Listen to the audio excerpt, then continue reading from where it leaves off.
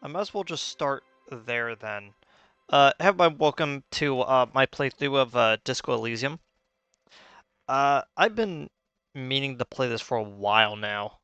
Not just on the channel, but like actually just finishing this game. Last year, oh,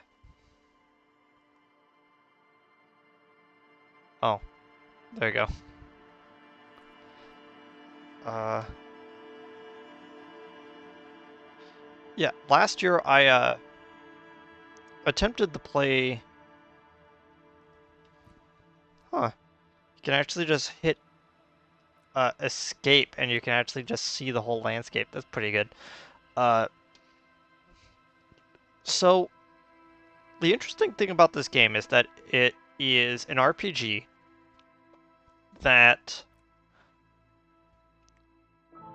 is kind of like I guess the best way to put it is that it's a top-down CRPG that is really interesting in its approach of how you create a character. Might as well jump into the character creator just so you could see this.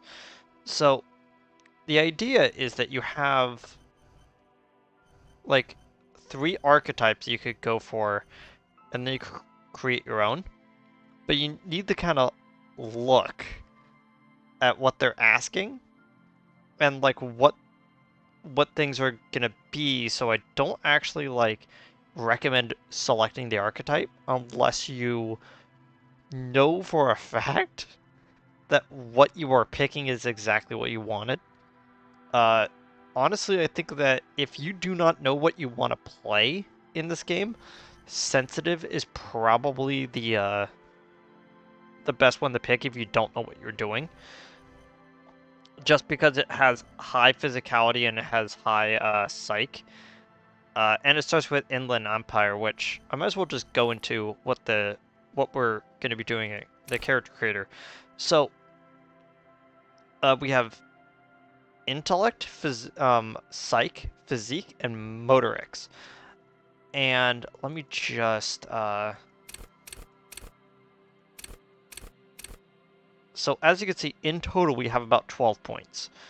And so one of them is undoubtedly going to be low. What we actually have is that we have 4 stats at 2, and then we have 4 more to like put into anything. And the worst part about this is that like you have to figure out which one is your dump stat. And it sounds like through everything in this game, motorics is the one that has the most important uh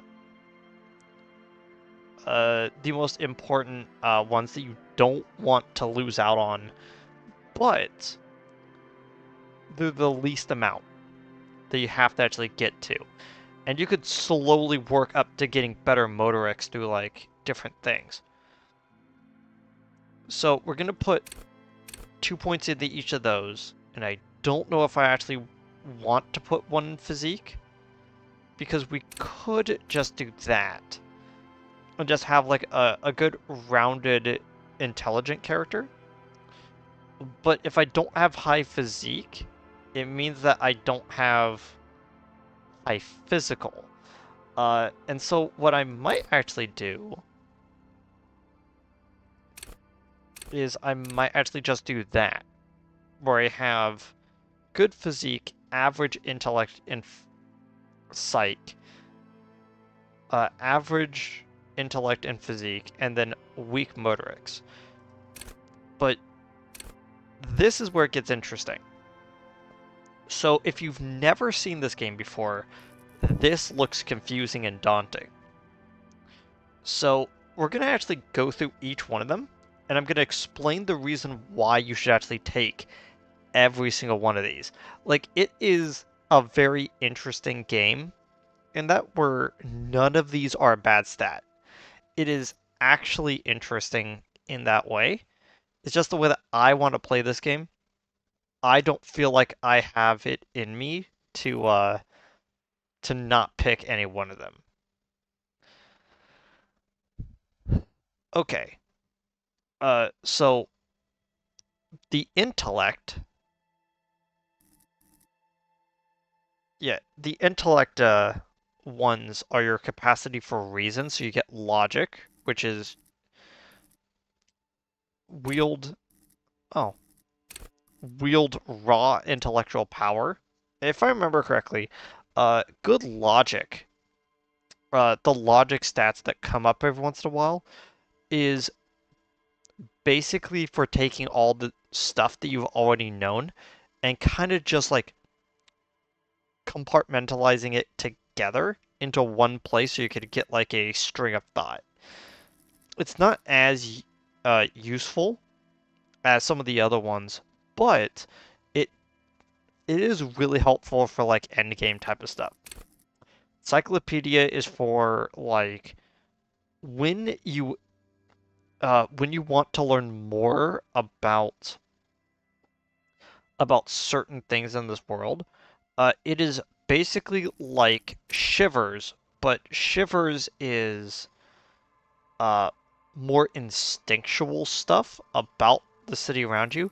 Encyclopedia is about exact statistics and like names.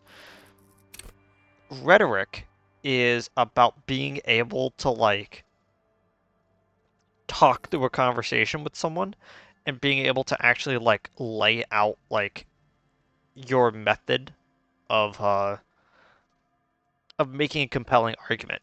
It is going to be our signature for this game, and I'm going to explain why later, but just so you know, this is a very important stat later on. Drama is our ability for like deception. It is basically our it is literally a lie detector stat, but if drama is too high, it gets a little bit insane. Uh, Conceptualization is about like artistic merit, uh, which is high conceptualization is actually an interesting playthrough that I might want to actually do at some point, but like I kind of don't want to do that right now. Visual calculus is interesting because this is what helps you actually solve the case, like in the game, which is very interesting. That like, okay, so I originally picked this up, but it's actually like one of the worst stats to actually devote like time into, but it's still incredibly useful as a stat. Volition is the stat that basically gives you your mental HP, while endurance gives you your physical HP. So when endurance is talking, it's one of your physical attributes that is on the line, and volition is talking is when your mental state is on the line. And then empire is about your creativity and your ability to like uh I guess the best way is like thinking through abstract thoughts. Empathy is about connecting with others. Very cool stat that I also had as a signature at one point. I was actually going to make it my signature for this one until I actually thought about like what I wanted to do in it, and then I had to go with rhetoric. Authority and espectacle is um is basically for detective work, where authority is more you being able to assert your dominance over the populace. Uh, espectacle is more about being in tandem with other police officers. Suggestion is basically your charm ability. It is not something I've ever seen anyone put as their signature, to be honest. It's kind of boring. Pain threshold is interesting because there are going to be some things in the game that we do not need that that if we don't put points into this eventually, uh, it's not gonna be good for us. Physical instrument is our ability to actually like physically do stuff. So a lot of the times, if we were to fail this, it's literally because we're physically unable to do so. Electrochemistry is a stat that's gonna come in importance a bit later. It's about like it's our body's like ability to process drugs in our system, which we're gonna talk about when that happens, but our character is kind of a drug addict, so whenever this pops up, it's gonna start hurting. Half-Light is an interesting skill. It's mostly like just like how suggestion is charm, Half-Light is intimidation. It's so it's that same sort of thing, but Half-Light oftentimes, if you actually make it your signature, ends up more intimidating the player. It's a very interesting stat to have high amounts in, but like I kind of don't want to do that right now. Hand-eye coordination is for exclusively dealing with weapons, and it's pretty interesting overall. Hand-eye coordination is not a stat to make your dump, which we need to like boost motorics to like at least 3 the first chance we get. Perception is our ability to basically like take in all the information. So perception is kind of like visual calculus, where it is a stat that is very important about like being able to like figure out the case. This one, this one is about intake, and then this one is piecing all together, and then logics and making the thread, if that makes sense. Reaction speed is going to be important. I want to get this up to 4 specifically, so we might actually just like put 1 into motor itself and then put 2 into reaction speed, because I want to make sure that like a certain thing that happens later goes off, and we're not going to be able to do it if our reaction speed is not high. Savoir-faire is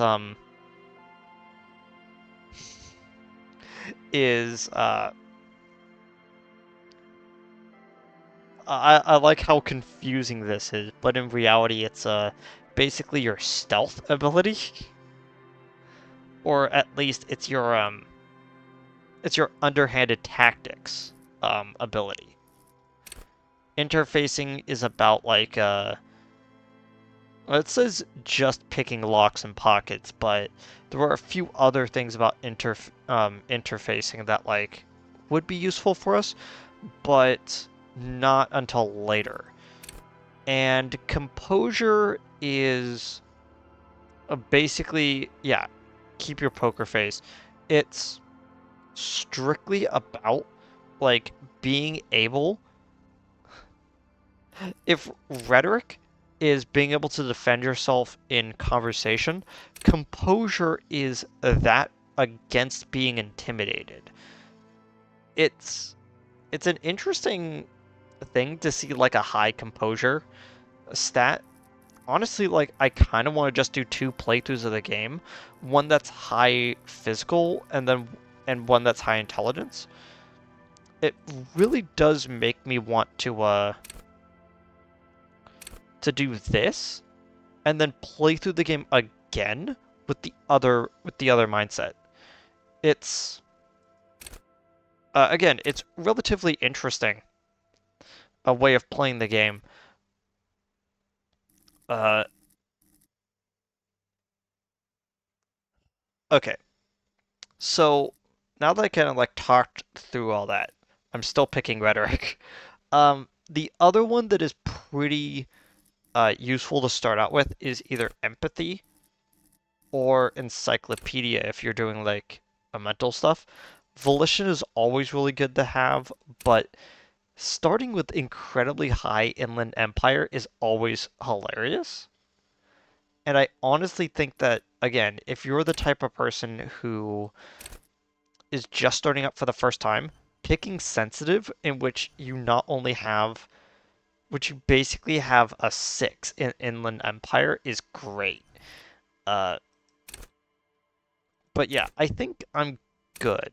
I think this is what I'm gonna want to do, and I'm gonna just like set the audio like the second like things start talking because there's a lot of dialogue in this game and we're gonna get to all of it.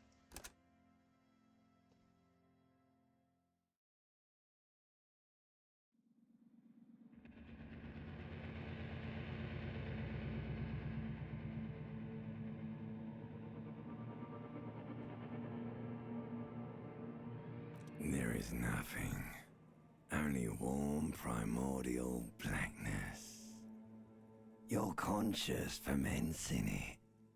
No larger than a single grain of malt. You don't have to do anything anymore. Ever. Never, ever. Uh, never ever ever? Never, ever, baby. Okay, I guess I'll An just. inordinate amount of time passes.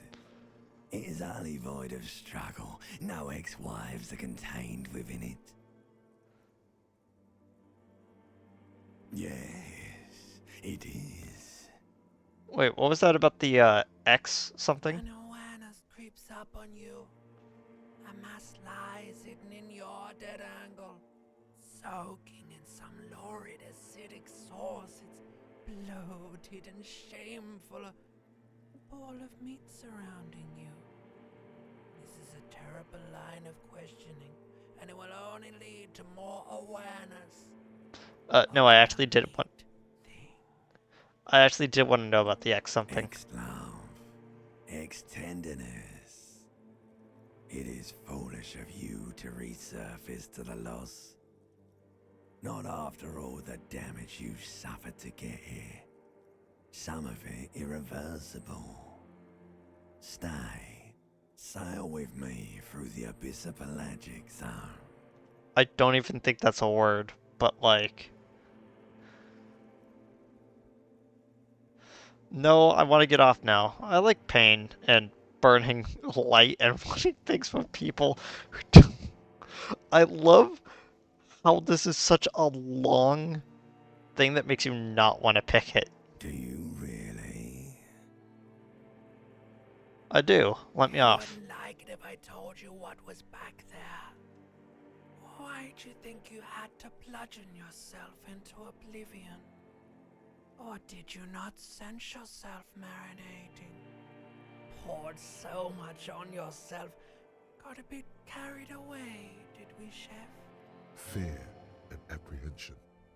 You should ask what's out there first. Tell me what's waiting for me. There's this giant ball there. An evil apes. And the evil apes are juking it out on the ball. You're one of them. It's basically all just evil apes juking it out on a giant ball. And how big is this ball? You can't even make out it's a ball when you're joking it out. It's that large. And how small are the apes? Infinitesimally small. And this duking it out I keep hearing about, what is that? Vying for resources. It's just a stupid expression you picked up somewhere. The part of the presentation you want to take home with you is this. You have to beat the other evil apes in the face. Or you lose. Sounds kind of sad. Yes, it is. And you drowned in that sadness a long time ago. What do you mean by drowned? You lost.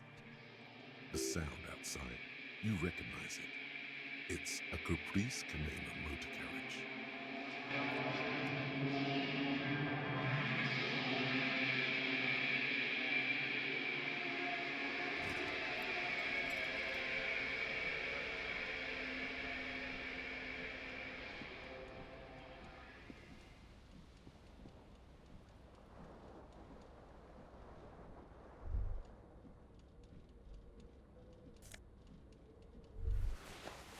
hear a jingle. Keys are clinking in the pocket of your flare-cut pants. It says whirling in rags on the aluminium keyring. There is a single key on the ring. The number 1 is etched on it. It should open the door. Okay then. So, what we have done is we've basically just started the game. And there's a lot to do. You could press tab to kind of see a highlight of everything we could interact with. The first things first is that we should probably investigate everything.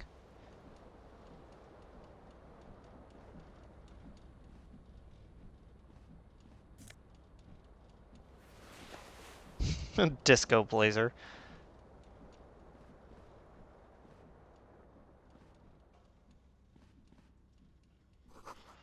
You see bottles in the bathtub.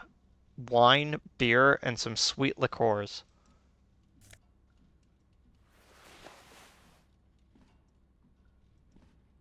Did I auto-equip it? Okay, I did.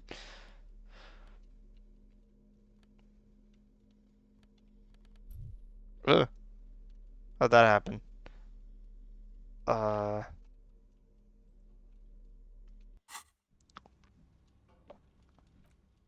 Ugh.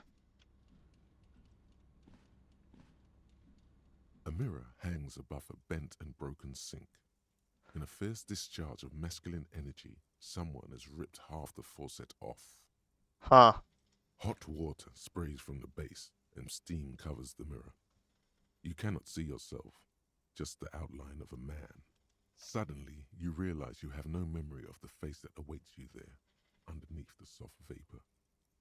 I do like the fact that it's my scarf is blocking it, but you can't even see the character's face until you do this mirror bit. You don't even know what you look like, which is kind of neat. You can actually just leave this place without ever like uncovering what your face looks like. Really, all recollection of the person you are, the people in your life, and even the world you're in has drowned in a sea of blood alcohol. This was no mere night of drinking. It was a deluge of world-ending proportions. Wipe the mirror, I guess? As you slowly reach your hand towards the surface of the mirror. Abort. You clearly have not thought this through. You won't like what you see there, and you will never unbecome it. Maybe I should touch it first to make sure that there's nothing wrong with my face. Yeah, there is definitely something wrong with it. What exactly is wrong with Where it? to even begin? There is the bloatedness, then the swollenness. It's like there's an upholstery of alcohol underneath your skin. At least my tongue is okay. It's not. It's swollen and snail-like, wriggling between your fingers. I'm sorry, Bet nose. you are. Your nose feels like a small balloon in the middle of your face. It hurts when you honk it. It doesn't appear to be a particularly tiny nose either. Not with all the drinks it's absorbed for you. I want to stop doing Don't be this. scared. It's only your face. It's not like anyone's going to see it. Behold. You have no idea who this thing is, do you?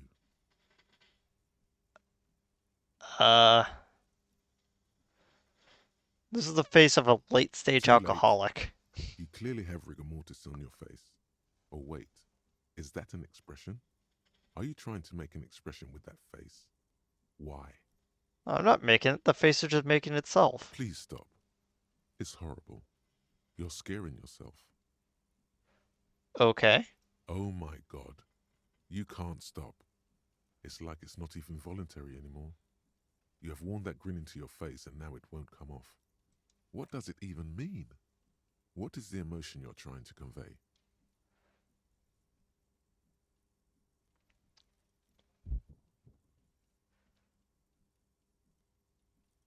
I think it's supposed to look suggestive. I'm afraid it's meant for the Please ladies. promise yourself you are not going to try it on any of the ladies. What I about can you, promise lady? with that. You can't even tell the truth to yourself. Go ahead. Try something.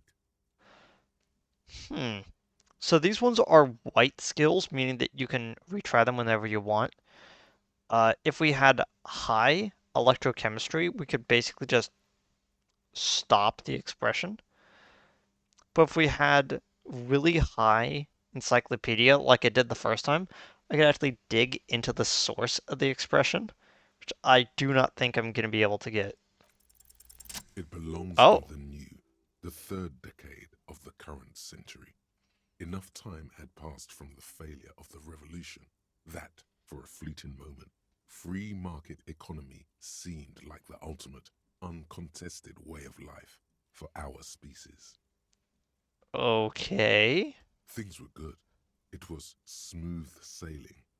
People made gold and champagne tinted interiors and facades to suit the times, calling this the new style. But more importantly, disco happened. For Revachol, your city, that meant only one thing. Guillaume Lamillion. If it doesn't rhyme, you're not pronouncing it right. Shut the heck up, drama. Out of the dazzling swirl of disco music, in an open air boîte de nuit somewhere in Revachol West, Guillaume's blonde mane appeared on the screen. He sang some bullshit. Then he made the expression.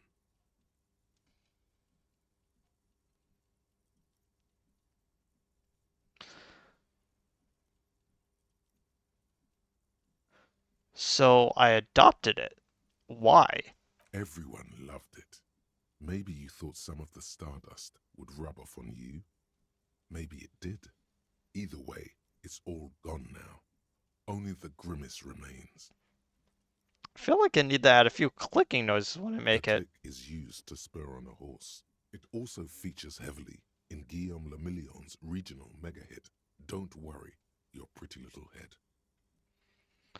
So how long ago was the new? Some 20 odd years. There is a vast ocean of time between right now and the expression. Looking good on you, or anyone. Humanity has run aground in that time. It's a different world now. The expression is a relic. Anything else? Like who I am or why I drank myself into oblivion? You have some understanding of the near history of disco. The rest is darkness. Aside from the useless fact that the motor carriage outside was a caprice canema. Okay, cool, I guess. Thank you, Encyclopedia. It doesn't have to be. You can swoon over Guillaume and his champagne cork smile whenever you want to. Maybe some of the stardust will return. Okay, so we got the first thought. So we were able to slot in as many as we want, but as you can see, there's a lot of homosexual underground. Uh, some of these are really great. Uh, magnesium-sized life form. Uh, just in terms of names, not actually like what they do. Uh, Torque Dork. Uh, Aces high and aces low is just really funny. I'm not sure if I'm ever going to be able to do that in this one, but maybe. Jamais vu, maybe I want to get, but who knows.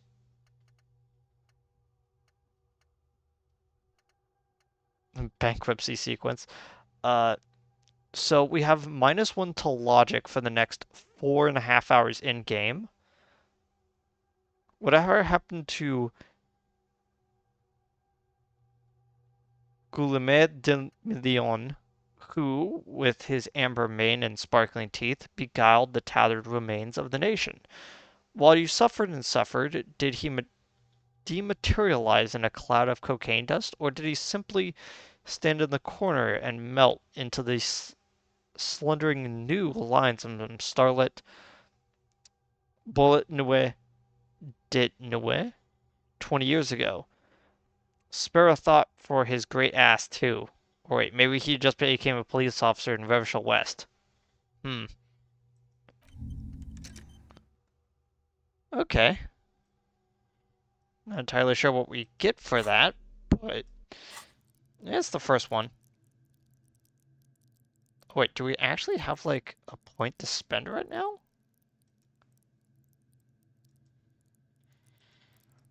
Oh, that was weird. It was, it was up on the screen for a second. Hmm. Actually,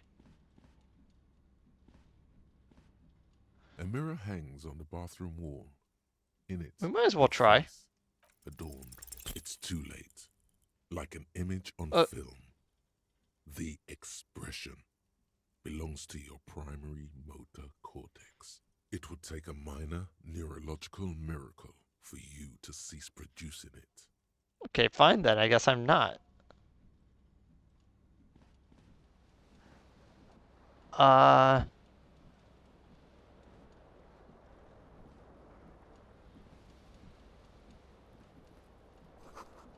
this reel-to-reel tape player is still on, rolling empty.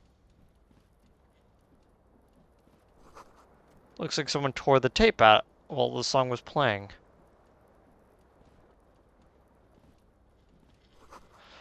A magnum-sized bottle of Commodore Red is empty. Oh, we got a shoe here. Green shoe, left foot.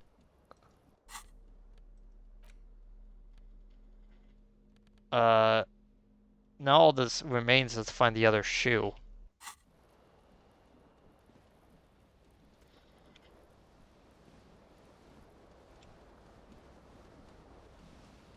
The window stands broken in its frame. Cold wind blows in. The shards face outward. Whatever broke this window came from the inside.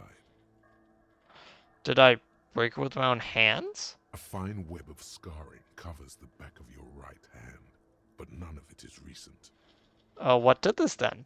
More likely a projectile than a held object. There are no fragments on the floor from pulling a tool back in after impact. Assess the size of the impact? It is too large for a bullet, yet too small for a piece of furniture. You're looking for something heavy and larger than your fist. The single green shoe you found fits the hole almost as well as your foot. It would have also been heavy enough if thrown with force. Ah, great. Congratulations. You smashed the window with your own shoe. Now you only have one.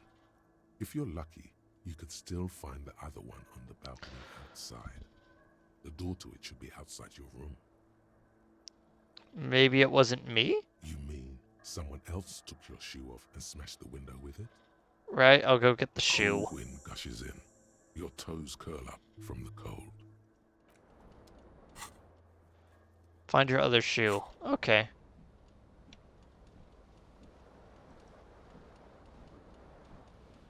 This fan has two chain pull switches. One ends in a tiny fan, the other in a light bulb. A truly horrific necktie has somehow attached itself to one of the blades. Or has it been consigned there as punishment?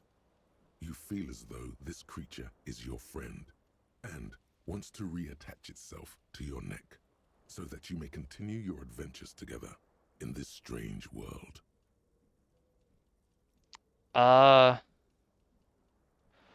Pulling the fan The then? blades come squeaking to a halt. It should be easier to reach the tie now.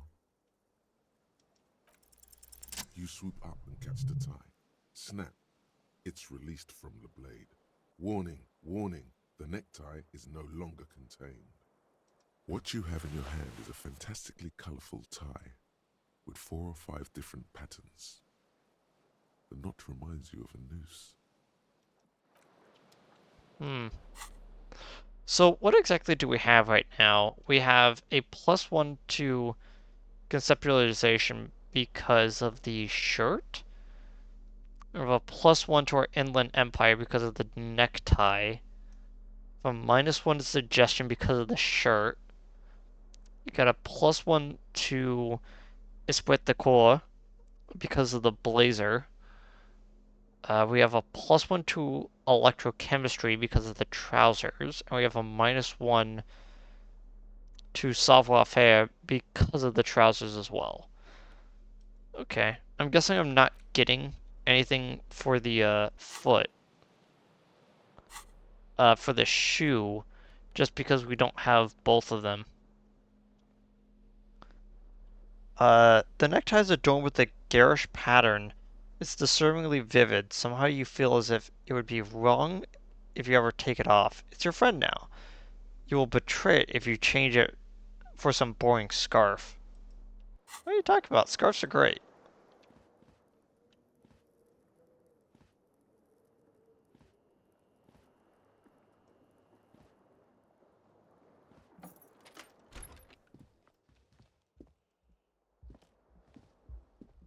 Okay. Something on the table. Stefan Reka? Uh, 0.40 of this, currency. 90 degrees centigrade.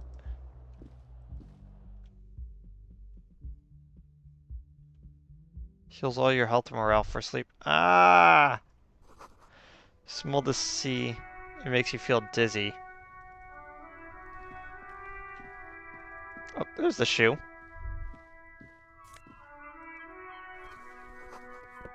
A dust of briny wind washes over you. There they both are. Two identical shoes, both copiously green and indiscriminately snakeskin, reunited on your feet, like two baby crocodiles. How do they fit? Good, they're balanced, comfy. Feels like the only good thing about you right now, truth be told.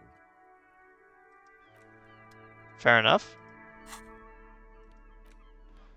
+1 to our composure. Awesome watchtower heals. -1 savoir-faire. Heals ridiculously high. Okay, so we got a pretty low savoir-faire, I guess.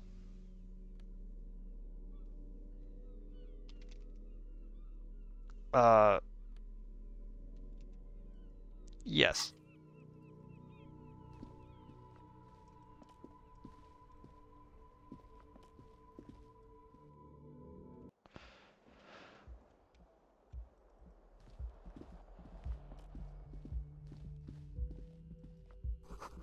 Calendar says March. The year is 51. Hello, officer. The young woman raises a cigarette to her lips. Officer? Am I military personnel? No. There's only one solution to this. You're a businessman. Wait, then why did you call me officer? Because you're a police officer, sir. Are you sure? I am, yes. Unless you've been feeding us a set of very well-rehearsed lies all this time. All this I've time? been here for 3 days. On official police business, no less. And what business is that? Couldn't say. In truth, so far, mostly drinking. We're in the right line. Oh, I'm trying to figure out like which one of these I want to do. I don't remember being a cop or anything Could else. it be because of the drinking? Her in their right mind let me be an officer of the law. Don't be so harsh on yourself. They let almost anyone be a police officer. Yeah, that doesn't help my that doesn't help. A glib remark. Don't let it stand. Assert yourself. Actually, I can see why they would entrust me with the law. I have the right character. Fondness for contradictory statements.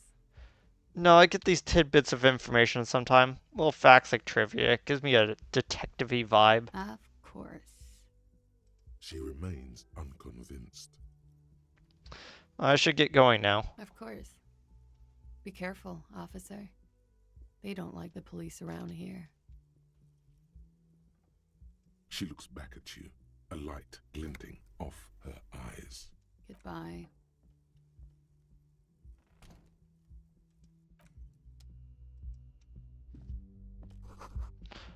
Looks like she left a nice long stub in the ashtray. It's still smoking. Hey, there was a door here.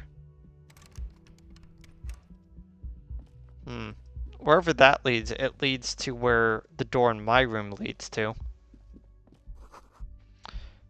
This is the weekend edition of a satirical newspaper, Trompe le Monde.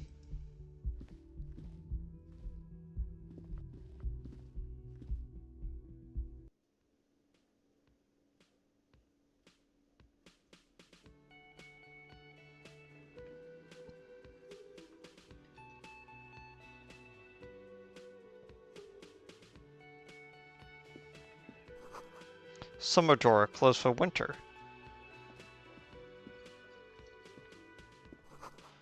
That's where the lyrics would be. A big old karaoke mic just waiting for someone to sing into it. Speakers connected to the radio. Music is seasoned with static. You should totally sing karaoke here, the first chance you get. Your emotions need to be expressed. People need to know your vast, oceanic soul. My soul is modest. It's like normal sized. Exactly. It's measured, level-headed, and it needs to be heard through a PA system by other people. What should I sing when it comes to it? You have not yet stumbled on the right lamentation, but it's out there. It'll come to you. You will wreak havoc with it. Don't worry. Lamentation sounds good. They'll really get a gauge of my soul with that. Serves them right. Wipe that smirk off their face with your sad, tragic song. Who's laughing now? No one. You have to find something tragic to sing first, though.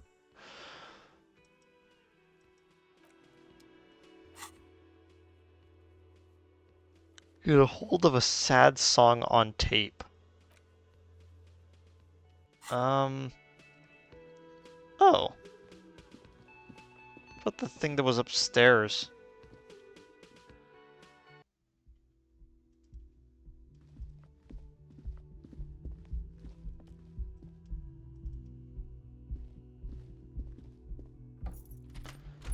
Oh yeah, now that I think about it, I don't think I'm gonna be able to recollect that. I just noticed the state of like all the tapes right there, you know?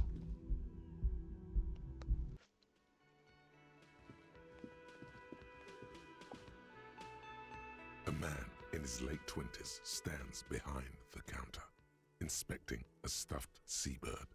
As you approach, he gives you a sideways glance, then looks down again. That was disdain in his eyes.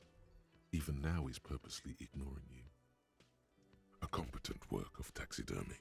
The white and brown seabird lies among piles of coasters and drying mugs. One of its wings broken. The man is trying to mend it. Looks like the bird was ripped off the shield that was used to mount it, most likely on a wall. This is the Great Skua. The seabird is the symbol for the discovery of the Insulindian Isola, the part of the world you are in right now. Something about it makes you feel bitter. That's a great skua, right? Look, your buddy is over there. Why don't you go and talk to him, okay? What do you mean, my buddy? He pretends not to hear you, concentrating on the bird instead. Something tells me you don't like me. Oh no, you're a hero. A real hero cop. Could the massive property damage upstairs have anything to do with this?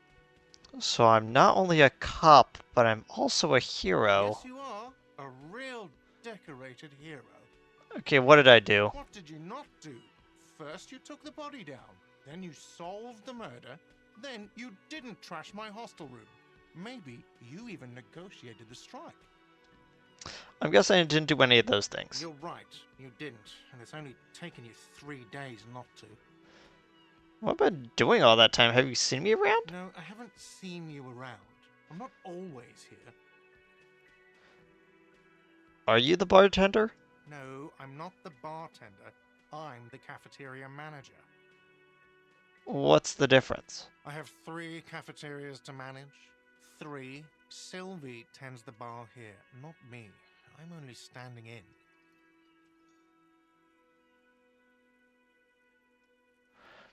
And where did this Sylvie go? She just, you know. His eyes dart from left to right. This man isn't lying, but he is hiding something. She just what? So now you're a cop. Oh, forget it. Okay, fine.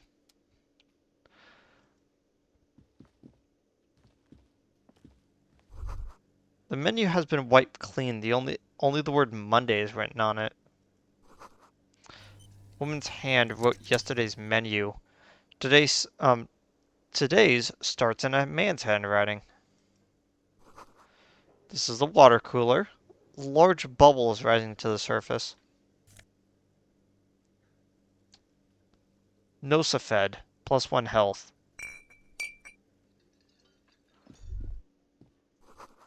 This door is bolted. The sign reads kitchen reserved for personnel until 1300. Soft purr of an electric juicer comes from the kitchen. Someone is in fact working back there. There's change back there too.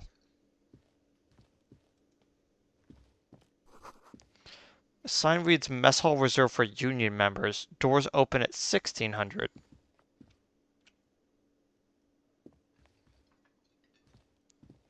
A bespectacled man in an orange bomber jacket is tapping his foot on the floor. Looks like he's waiting for someone. As you approach, he narrows his eyes and extends his hand in greeting. If an assault were launched on this building right now, if the windows came crashing down and the whole world descended upon you, this man would hurl himself in death's way to save you. You are sure of this, but why? Who is he to me? He is your half-brother. Well, then I shake his hand. Hello. I'm Kim Kitsuragi, Lieutenant, Precinct 57. You must be from the 41st. You realize he is waiting for your name. This is your chance to come up with a really good name for yourself. Get creative. Conceptualize. Concentration makes you squint your eyes. Your name should be deep gold and orange, like a forest fire looming on the horizon, but mixed with the stench of liquor rising from your breath. You're 2 steps closer to it, but there are still many to go. It is not time yet. Okay then. It looks like we had a little scheduling error on Sunday. Saturday too, actually. Have you had time to talk to the manager here? What he means is, he has been trying to meet up with you for 2 days, but you have been otherwise occupied. Oh, you mean him? Yeah, I just talked to him. If you don't mind, we should talk to him again. Ask him for a rundown of the area. Now that I'm here as well. I understand the scene is out back, right? It also wouldn't hurt to assure him the police are finally here. In full force, I mean. Have you mapped out the initial interviews?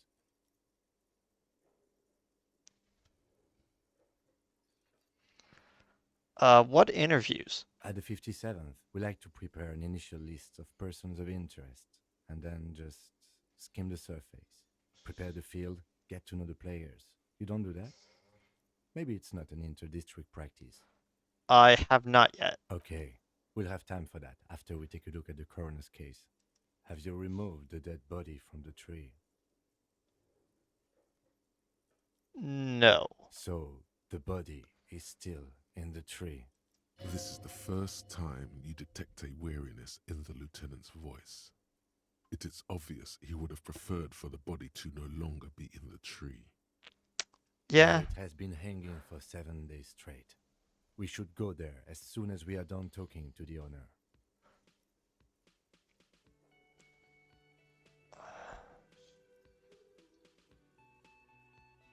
But I can't really remember I anything. can see you drank last night and the night before, and that you are still drunk now. But I have seen officers go through worse. Much worse. If you need something for your headache, there is a general store nearby. But as I said, the dead body should be our #1 concern. Okay, so what are we supposed to be doing again? Talk to the manager. Then we go out back and take the body down. Well, let's get going then. To you, officer. If you're about to embark on an investigation, shouldn't you have a badge? Wait, shouldn't I have a badge or something? You mean you don't have a badge? Was on me when I woke up. Losing your identification card is a serious matter. My vehicle has a shortwave. You can use it to report your badge missing. I advise you to try to locate it as quickly as possible, but getting the body down should still take precedence. Okay. Interview cafeteria manager, inspect the body, and report my badge as missing. Okay. We got another 4 hours left on this.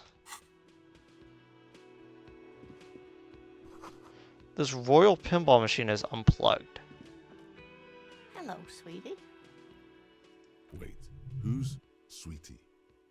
Who's Sweetie? Why, you are, officer. I don't know, Sweetie, look at me. You're a handsome man, officer, with your mustache and your chiseled jaw and that silly dimple on your chin.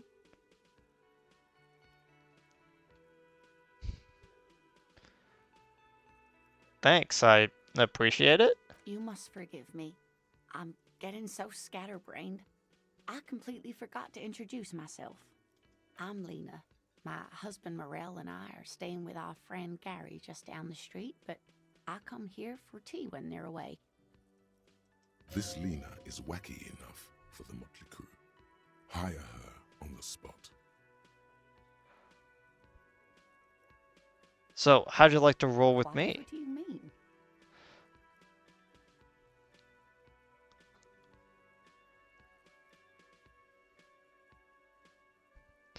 I want you to be my wheelchaired partner in fighting crime, ridding backyards of corpses and catching sequence killers. Sequence killers? Oh my. But I think you already have a partner, sweetie. A partner who needs you to help him get a corpse down from a tree. Kim, of course, I forgot. I had you. Yes, and it seems to me that you do well to stick close to him. He has the look of an upstanding officer of the law, someone you can lean on, and, sweetie, you are looking unsteady. And even if he weren't there, I don't think you'd have much use for me. Why? 3 heads are better than 2. Thank you, but Martinez isn't the most wheelchair-accessible place, you see. I'd slow you down. Perhaps another time.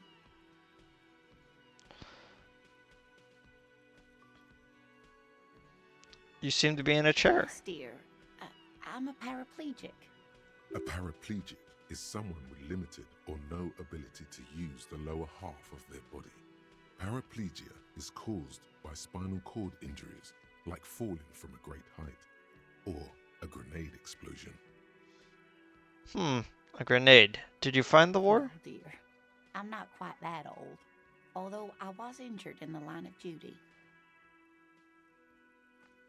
You were a mountaineer? Nothing so glamorous, dear. Though when I was young, I dreamt of planting the Revacholian flag on some figurative peak. What did you do then? I was a training and development manager at a rapidly expanding mail order shoe company. Oh, You'd think it would be a safe job, but I had to be everywhere, and, well, once I happened to be under some faulty scaffolding. I was lucky. This was almost 20 years ago, and I was compensated exceptionally well. One can only dream of such payoffs nowadays. I'm sorry. That was rude of me to mention the wheelchair. Let's move on. That's quite all right. I'm used to people asking questions. I know they're thinking about it anyway. There is no bitterness in her voice. She accepted the curiosity her condition inspires a long time ago. I don't know if you've noticed, but I don't know where I am, or what I'm doing, or anything really. Yes, officer. You look rather dazed. Like a stunned fox. But surely things can't be that bad.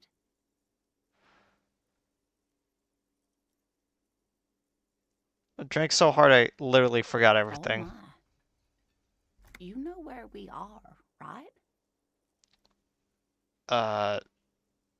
On Isulinde? Yes, but more specifically on the coast of the city of Revachol in the district of Martinez. All I know is that Revachol used to be really, really cool in the 30s. But new disco dancing. It seems like a lifetime ago. Much has changed, but it is still the most beautiful city in the world. A rare jewel set in the sand between the pines. Everyone says so, even foreigners. Speaking of history, you know what year it is, yes? 50, the spring of 51? That's right, dear. How splendid. Here, take this pen. Knowledge should always be rewarded. Her relief is palpable. She was getting pretty worried about you there, but now she relaxes her shoulders. I can tell that this is taxing for you, so I'll just ask one more question. What regime are we living under? What mode of government?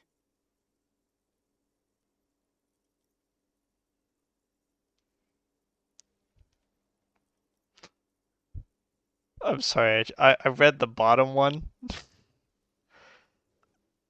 Uh,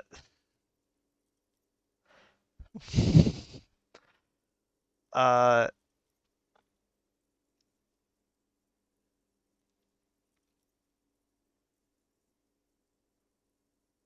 so this is where I explain what I'm doing, okay? Because I believe this is one of the first times that we can actually we could start talking about the way that this game goes.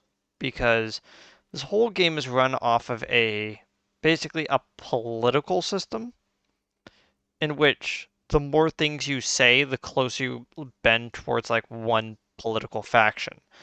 And if I remember correctly, the one that I actually want to do because it shows off like the most stuff in the game is I want to bend towards the union workers who are here. So I think I have to pick this one. I'd like to think.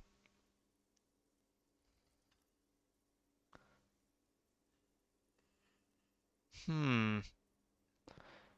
Wait.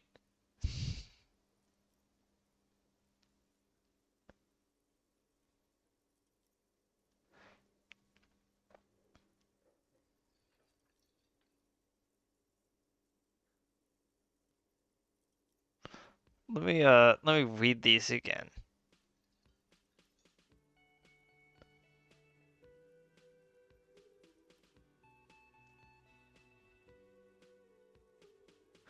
I'd like to think it's the dictatorship of the proletariat, but something tells me it's Oh, not. sweetie. It's really not. There used to be people who thought that way.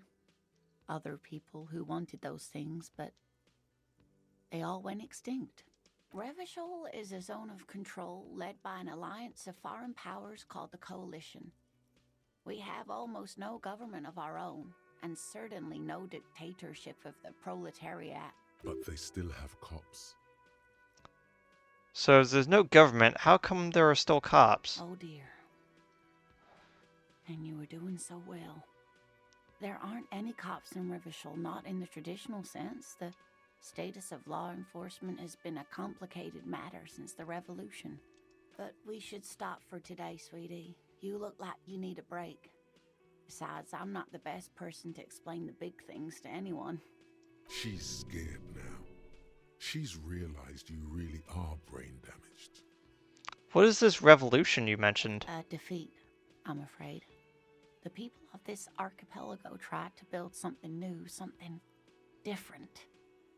The rest of the world didn't like it, so they came and ended it. This was 42 years ago.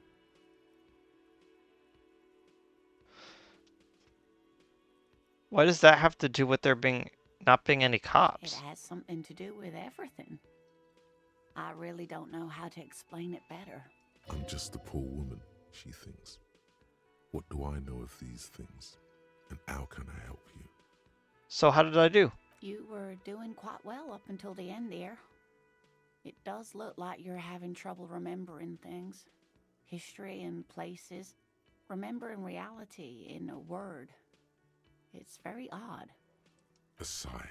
The lieutenant buries his nose in his notebook.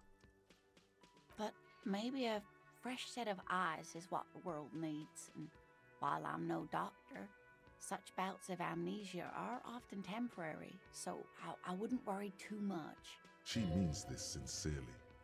Worrying won't do you any good. Who would tell me more? Someone more educated in sweeping matters. Maybe you should ask. No, I'm not an encyclopedia. I won't be a guide either. I'm a detective. Of course. Then I don't know. Someone rich, maybe? Wealthy people are educated. Though I don't know where you would find a wealthy person in Martinez. I gotta get going now then. Of course, dear. Good luck with your case. So I'm pretty sure that the one I picked is actually the wrong one. Oh well. A pen with a green ape head on one end. The ape has closed eyes, a kind expression adoring his face. It seems to be meditating. It looks like I can't equip it. I could sell it for 1.35.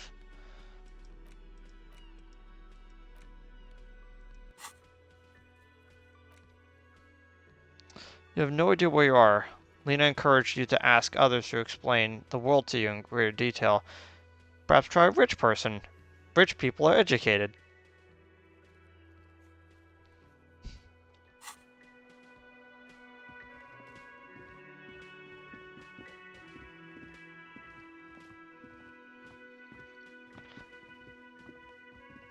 So I'm just walking around to kind of see what else is here.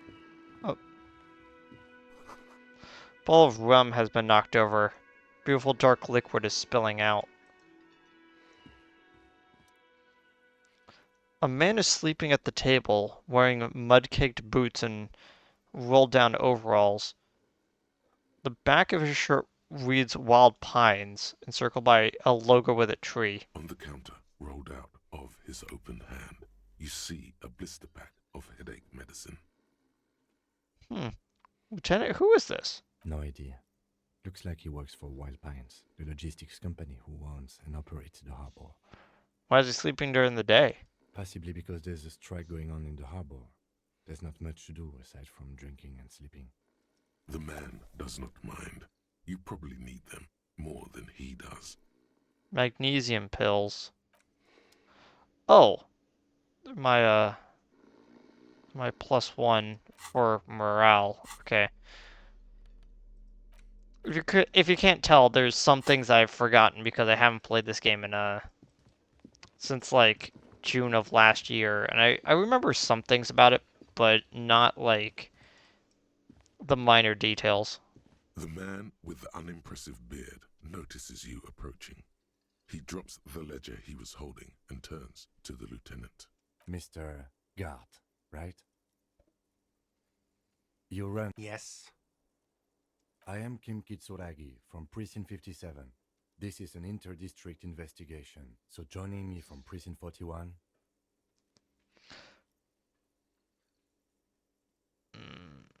I'm currently in between names. Fantastic. It's like when you left your band, but you haven't decided on a solo artist name yet. That's wonderful, really. I think so. But there's a dead body out back. No one wants to work in these conditions. It's been a week.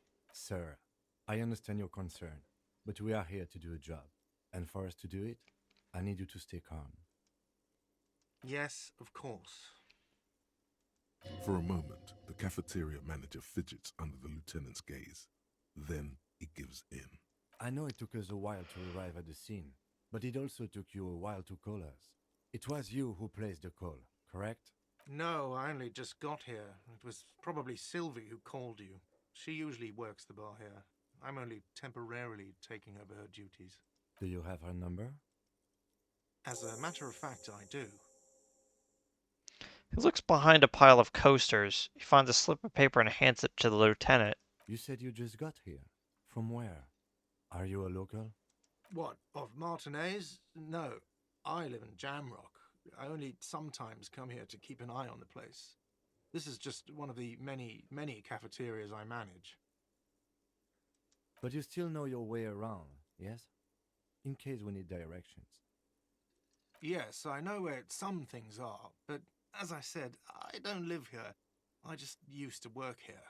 And I'm not going to start working here again, if that's what you think. I didn't imply that. Detective, I Yes? have everything. You? Oh, you mean do I have questions? Yes, yes. He means, do you have questions for me, like a police officer would? He thinks you're stupid, sire. Ask him about the body's location before asking if he killed him. People give up information in the more innocuous questions, which you can later use in the more sinister ones, not vice versa. So where is the body Behind exactly? this building, there's a courtyard. They hoisted him up on a tree there. And how do we get there then? That's easy. See that door there? First you exit through that. Then to your right, you should see a big hole in the fence. A really big one. You can get to the courtyard through there. No need for the keys. The hole is big enough for the Franco-Nigerian cavalry to fit through. Does he want you to feel guilty of making that hole? It's implied in his voice. Why did Sylvie go away? Haven't you asked me that already? What is it with you and this woman? She has nothing to do with this. No, before I asked you where, now I'm asking you why. Okay, you got me. She went away because of the dead body out back. And because I asked for her number. That's why Sylvie went away. I hope you appreciate that. Thank you. Didn't go well? I asked an employee out. She didn't want to come, but felt obliged to. It was a bad idea. Now, what is so goddamn fascinating about that for you? It's got nothing to do with the lynching.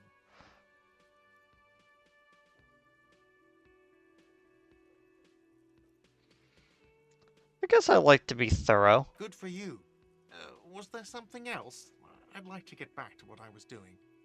Who killed him? I don't know who killed him. I'm not the police. That's your job. This is it. He said they hoisted him up on a tree. Who is this they, if he doesn't know? Before you said they hoisted him up on the tree, who did you mean by that? Oh, people are saying it was the union dock workers, that it was a lynching. Who exactly is saying that? The locals, the customers, the people who eat here, a lot of dock workers eat here. Sylvie told me everyone knows the dock workers did it. Did the debarders themselves tell her this, or is it a rumor? I don't really know. You'll have to ask her. Why would the dock workers lynch this man? I would suppose it's because they have nothing better to do. You mean the strike? Yes, the strike. The man they hanged was a security guard for the harbour company, I hear. A mercenary. The unionistas probably thought they'd send a message. Did you kill him? What are you, crazy? Of course I didn't kill him. Well, then I have another The question. lieutenant turns the page in the little notebook he's been scribbling in. Actually, that's all. Let's go. Not so fast. You owe me 130 real. No one is saying the multi-pattern necktie you found tied to the ceiling fan can talk. No one. It must be merely imagination. But Let's bail! Time to push the eject button! Sounds like a responsibility! You don't like those!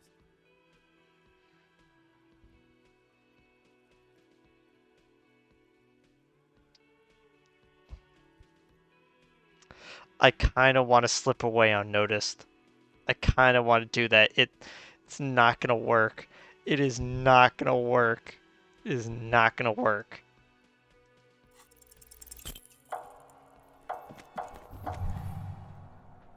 one moment you're running like the wind, then you've suddenly turned around and are giving him the finger, furiously, with both hands. Why?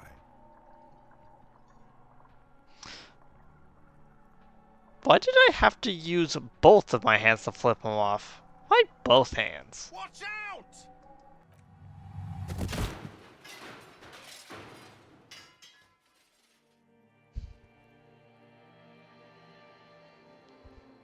Everything goes dark. Back so soon. Ah.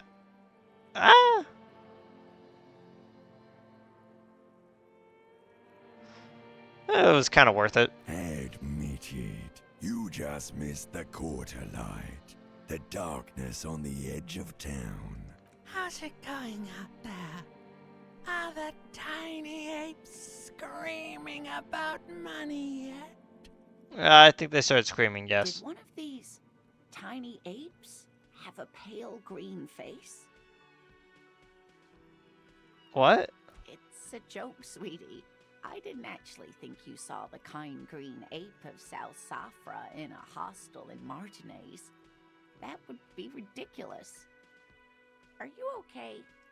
No, you have sustained a trauma to your lower neck. In addition, you have strained your left trapezius muscle. Pain surges down your back when you move. No, are you okay? The chair took the brunt of it. Don't worry. Are you sure, ma'am? Yes. Check on him. Sir, I didn't mean for this to happen. I'm sorry. This has always been a cop-friendly place. The drinks are on the house, okay? There were a lot of drinks on the tab. I still have to charge you for 3 nights and the broken window, though. That's 100 square. He's shaken. Barter now and he'll cave in.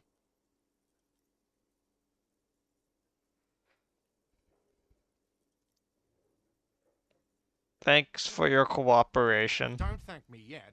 You still owe me 100 real. If you don't have it by tonight, I just can't let you up there. And for God's sake, watch out for yourself. Okay, I got the cost down somehow. By the way, where is home? The address is coming up blank, and this place sure isn't it. Do I even have one? But you've been at this hostel cafeteria for only 3 nights. Where were you before? You had to be somewhere. I don't know, near south maybe? You don't really know, do you? I only have a vague blackened image. A vague, blackened image doesn't sound like somewhere you can stay if you run out of money. You know what? I'll live in a dumpster, I don't care, fuck it. Entertain the thought when you get the time. Maybe being a hobo and a cop has its advantages. Oh my gosh. Okay, I was wondering when this particular one was gonna show up, and I had to kind of pick it. Okay. -1 to composure for the next 4.5 hours. A cop and a hobo. A hobo cop.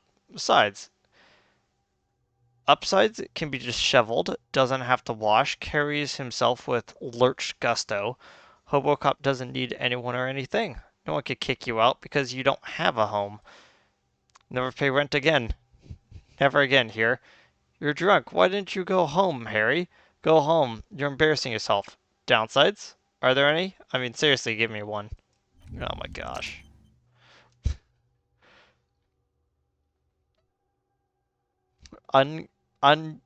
Ungainly and rambling.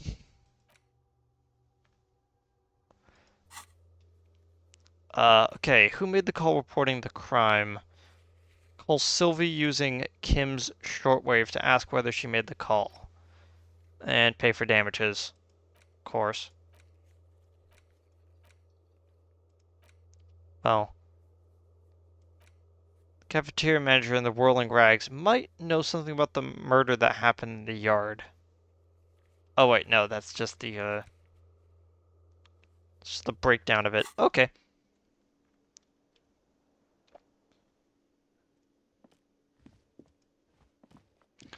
Okay, first things first. We need to, a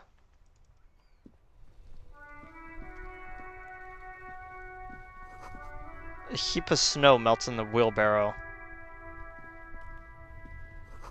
Signweeds, fuck the police.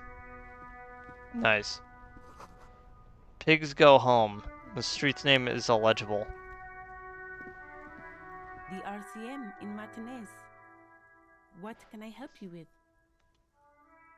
You sound surprised. We don't see a lot of police around here. That's all. I have some questions for you. Of course. What can I help you with? What's with all this fuck the police business? Excuse me? She's uncomfortable. Maybe you should drop this line of questioning. The street sign? Oh. Well, I didn't write it there. I'm just sitting here. What about the other sign? I don't know anything about that either. As I said, I didn't write it. Pig is a widely used term for members of the police. It's not loving. No need to worry. We are not saying you did. Okay. Well, I didn't. Okay, we need directions. Since the street sign's messed up? Okay. What do you need? Okay, what is north of here? There's the pier, the Cape Side apartment buildings, some more tenements. Not a lot, really. To the south? Some shops and a bridge. The canal bridge leads to the coast, but it's broken, I think. Some kind of accident, probably. What's on the other side? Just coast. There's a little fishing village there, and a fish market. But that got closed down ages ago. What's to the east of here? The harbor gates? Some kind of commotion, I think. I don't follow the local politics. A fleet store, too. What's to the west? It's just water. No, actually, I think they call it the Martinez Inlet. There are some islands in the bay, but they're hard to reach. Okay, and where am I right What now? do you mean? I just don't know where I am. Yes, sir. District of Martinez. This intersection is called Roundabout North. Okay, He knows where we are. He just wants directions. that's all for now, though. No problem. And who are you exactly? Me? I am just a gardener. Good to meet you, Justice Gardner. Another question I then. am pleased to meet you too, officer. Of course. I won't hold you back. Her gloves. You get the feeling that you need them. You have a dead body to deal with after all. One more thing. Can I borrow your gloves? Sure. Keep them. I have another pair. Thank you. Okay. A +1 to interfacing. That's going to be useful.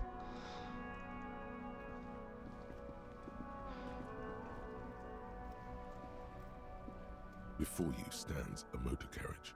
The bodywork is covered in blue and white livery, bearing the number 57. Vapor emanates from the large engine on the back of the vehicle. It hasn't had time to cool off yet. This must be the infernal machine that tore you from oblivion. The Caprice Kinema motor carriage. In the cabin, you are welcomed by a set of steering levers, a radio microphone on a hook, a pull-out toolbox under the seat, and the soft glow of the fuel preheater gauge. Tap the fuel preheater gauge. As you tap on the gauge, the indicator pin jerks as if startled. It's in the large orange sector, indicating the engine is warm. Next to the gauge is a red switch labeled heat. There's no use pressing the heat button. It won't start without the ignition key. Translation. We're not going anywhere right now. Alternative translation. Don't even think you can drive my MC. Fair enough. The frequency tableau lights up, and a green button labeled Prime Line glows like a feline eye. And then you hear something. The soft purr of electrical kittens. Radio waves cast far and wide over the metropolis. A woman's voice greets you through the static. This is Precinct 57. Hello, Lieutenant. How may I assist you? Hello, Alice. Please assist our colleague from the 41st precinct here. I'm putting him on. Hi, Alice. This is the officer from the 41st speaking. Nice to meet you. This is Officer Alice Demetri, Precinct 57. How may I assist you? I need you to connect me to a civilian, a Sylvie. She may have reported a murder? Of course. What is the number, officer? Kim, didn't Gart give you Sylvie's number? Yes, hold on. Her number is 005 1944 298. Received. Hold on, officer.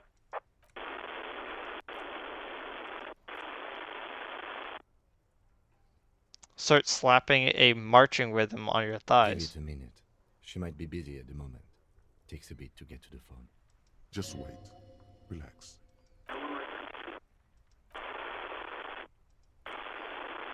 Officer, I have Sylvie Malaika on the line for you. Thank you. Yes, hello? Hello, this is the police calling. I have some questions about your last day at work. Oh, right. Hello, officer. What can I do for you? You can hear resentment in her tone. She's not thrilled to be talking to you again. Was it you who called the police? No, not me. But why didn't you call? Didn't a court behind your workplace bother you? What? Of course it bothered me. But I thought the union already knew about the court. I meant us. You should have called, the No police. one calls the police. The union would get angry. And what do you mean by that? You know, what the union says goes. People listen to them and they take care of their own, which is like everyone here. Garbage. Wait. Kim, is she speaking the truth? Is the union the law around here? Legally, no. In reality, yes. Martinez is de facto policed by the dock workers union. Huh. Words are not necessary to feel the lieutenant's discontent for the situation.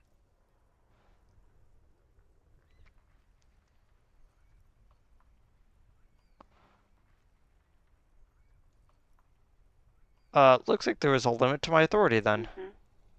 So tell me, why exactly did you let a corpse hang in your own backyard for weeks instead of calling us? I didn't want to get in trouble with the others.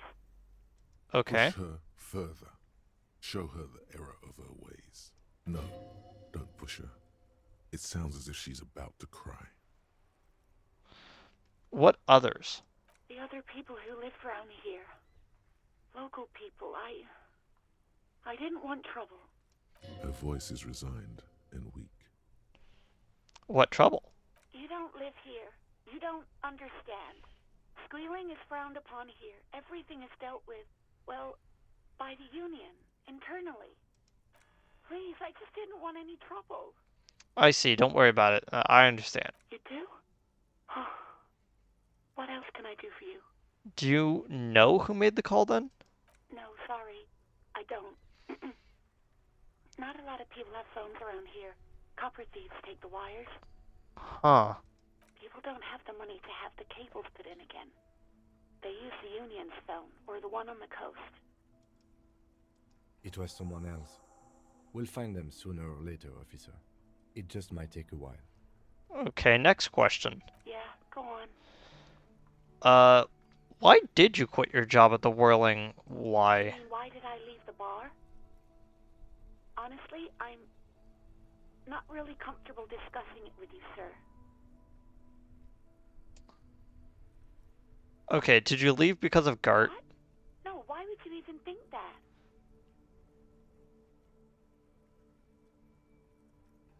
Sylvie, you don't need to be afraid of that pig. You just need to stand up for yourself.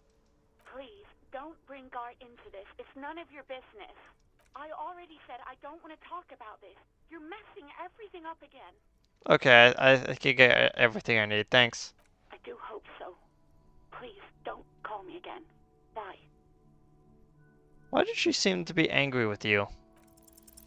Yes, you have obviously done something to upset her at the Whirling in Rags, when she was still working there. Wait, before you go, you're mad at me, right? Tell me, what did I do?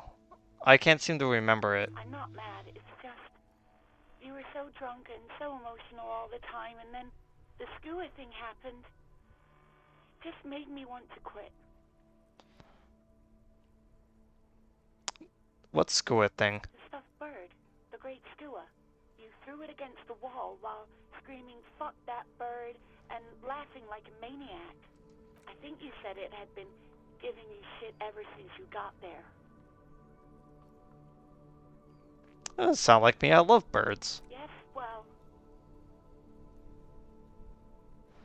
So you're telling me that I was the one that made you quit? yes, obviously.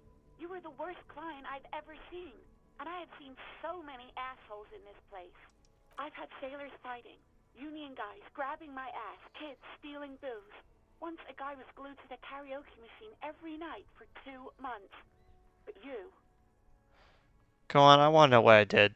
well, you were worse than all of them. Honestly, you were getting borderline aggressive. Even about little things like not turning down the volume at 3 a.m. I even liked one of those songs you kept listening to on repeat. No more. I hate it now. Hold on, which song? We Go On by the O.O. Dang it. I can't listen to it anymore. You've turned it into a parody. Sorry about the song. The hell with that song. Then there was your room. Your project. An experiment to see how bad it can get in there. I tried to send the cleaner, but you wouldn't let me. Threatened to make me understand. I had no idea what you meant, and I don't want to know. And then you screamed something about being the most boring person alive and how everyone leaves you because you're just so boring. Sounds intense. And then I had to deal with your toilet. The one you clogged with police documents, causing water damage downstairs in the kitchen. I won't even mention you waving your gun around, harassing customers, threatening to sing karaoke, threatening to kill yourself. Wait, police documents? The ones I had to wrench out of your toilet. What happened to them? Damn it, I don't remember what I did to your damn papers. I don't remember every little thing I do. Especially when there's a hurricane loose. It's your fault for losing them, not mine. Something in you wants to immediately forget about this, as if there was a reason you threw them away. Okay, I get it. I wasn't a very good tenant. No, you really weren't. You were simply the worst.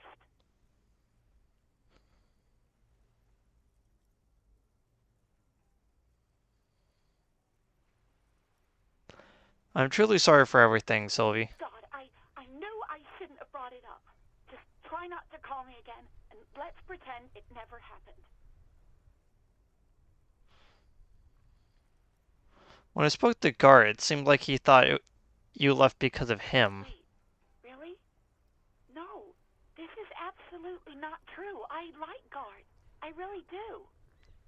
Did he cross a line when he asked you out? No, I was actually flattered. I've always liked him. It was just bad timing. With the corpse and all that. There's a pause. You can almost see her on the other side. The telephone cord coiled around her index. I didn't know what to say to him later. Then you came and destroyed the place.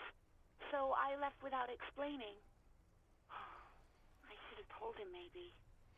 I could tell him for you. Okay, but please don't mess it up. Please don't take out your gun or something. What else did I sing besides the double O? I'm looking for a song right now. All sorts of things. From disco, rock too. So much disco and rock. Maybe you could help me identify this one particular song then. Which one would that be? One that was really sad. Sad? I think the one you mean is the smallest church in San Sans. Richard, that write-up. Interesting. You still have to find it, however. Right, thank you for talking to me. Take care. You hear a sigh of relief on the other end of the radio. Wordless, the call breaks. Then, the already familiar voice. Anything else I can help you with, officer?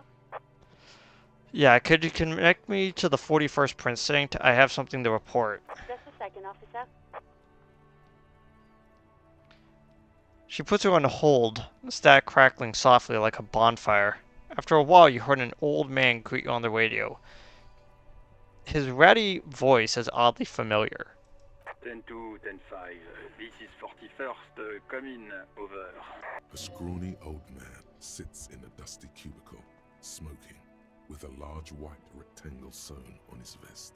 In front of him is a box-shaped apparatus with an array of wires and antennas. The radio switchboard. The man uses relay code. You got this. You're a cop, and cops know relay code. 10-4 Station 41. I've got urgent business. Over. 10-4 message received. 10-5 relay message. What's your status? Over. Just reporting in. Over. 10-18 state your message, sir.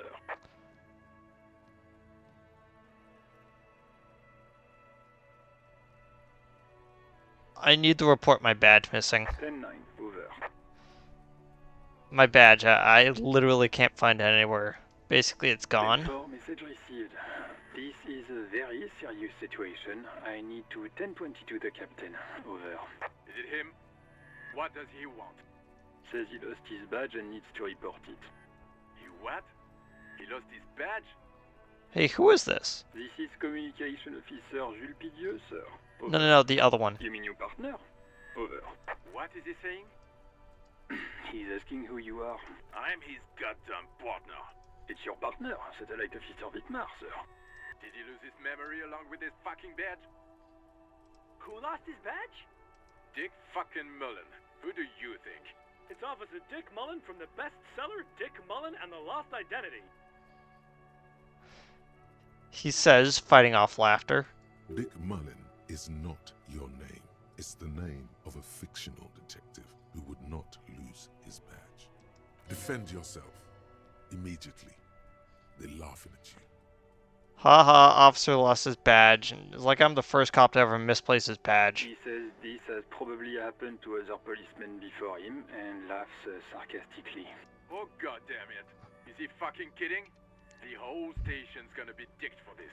Satellite Officer Vitmar is wondering if you might be joking and adds that this tarnishes the reputation of the entire station. Over. Mullen dicked us.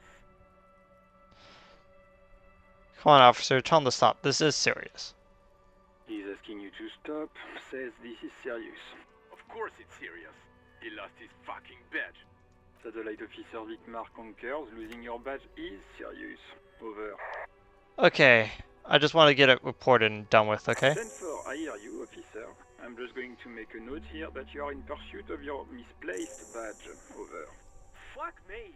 Mac, come here. You've got to hear this. Dick Mullen lost his badge. What's going on? Super Cop here lost his badge. He lost his what now? His badge. He lost his goddamn fucking badge. Enough with this now. I have other things to discuss. 10-9, come again. I didn't get that. Over. The animated conversation in the back is making it difficult for him to hear you. New heights even for Captain Sober.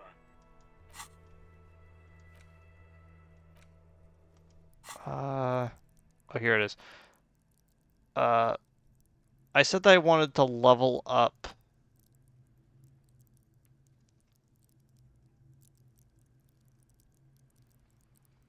I don't think I can actually level it, the actual stat up one. But what I think I will do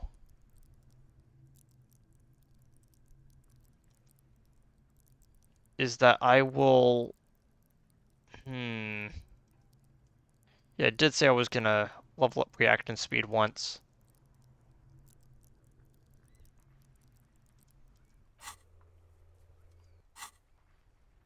Ask him. Ask him if he's lost his gun too. Sergeant Orson wants to know if you lost your gun too. Over. Check your pockets. Check your... Holy fuck. You don't know where it is, do you? I don't have my gun? No. It's gone. It's not fucking on you. Don't sweat it, Bratan. You don't need a gun to have fun. We can still have fun. It's not all over. 10-9, coming officer. Did you get my question? We were wondering about your gun. Over. I didn't lose my gun. Even before you can Dang get it. the words out, everything gets scrambled in your brain. Of course I didn't lose my gun. No, I didn't lose my He gun. didn't lose his gun. Or his phone, whatever that means. Ask him to describe it. His gun. Not as fun. Just a gun will do. Satellite Officer McLean requests a description of your weapon. Over. Oh, request a description, huh? We'll give him one. Describe the plasma gun.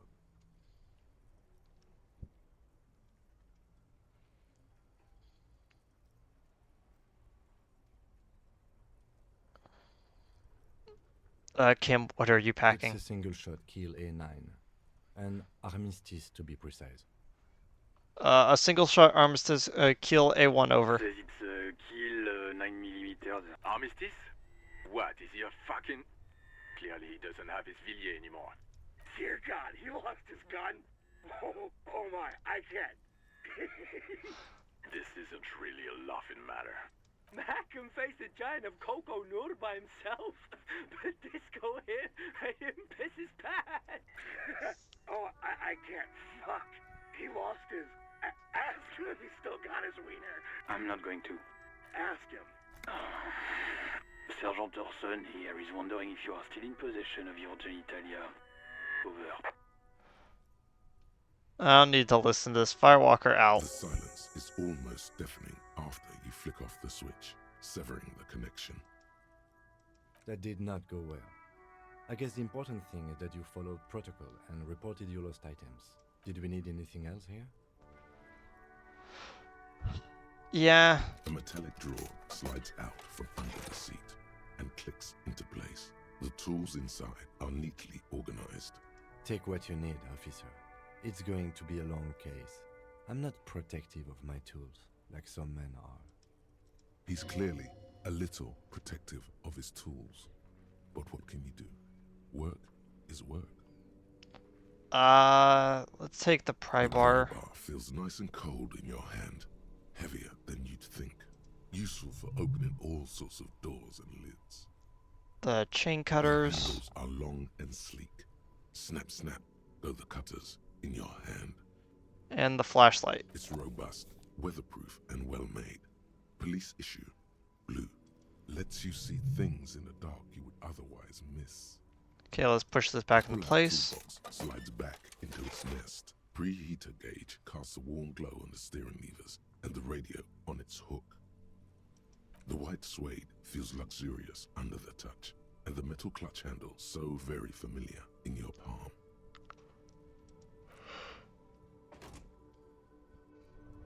Okay. Track down your gun. Maybe someone must know something about your lost firearm. Maybe a district authority, like someone high up in the union or someone local who saw it with you before you passed out. The Worlding's absent bartender? You could also ask the local pawn shop.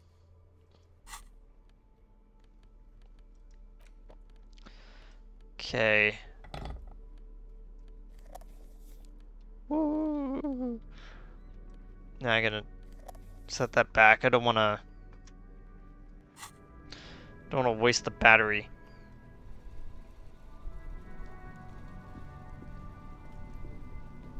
I am a gander and a hunter and a gatherer. Feel like a traveler.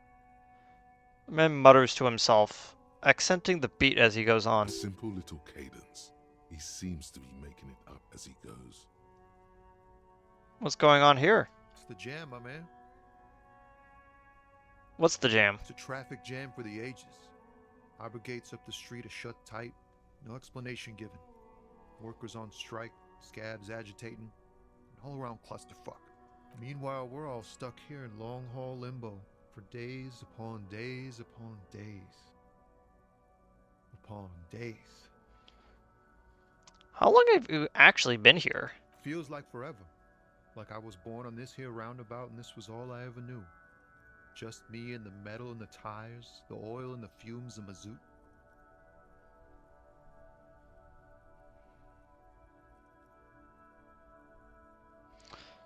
Extravagantly phrased, but I can roll with it. Yeah, imagine. It's been a whole week already. Behind the laugh, however, a touch of sorrow. So tell me, what do you need?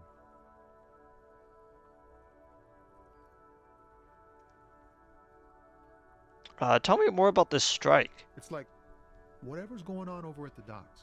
Workers got a blockade set up, making demands, no way in or out. What's the union demanding? Some pretty wild stuff, I hear.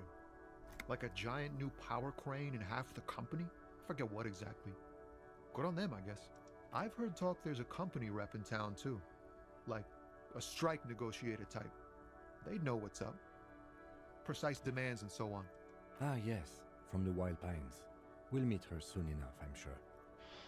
What do you think the company wants? They want to keep that money flowing in, my man. Ka-ching.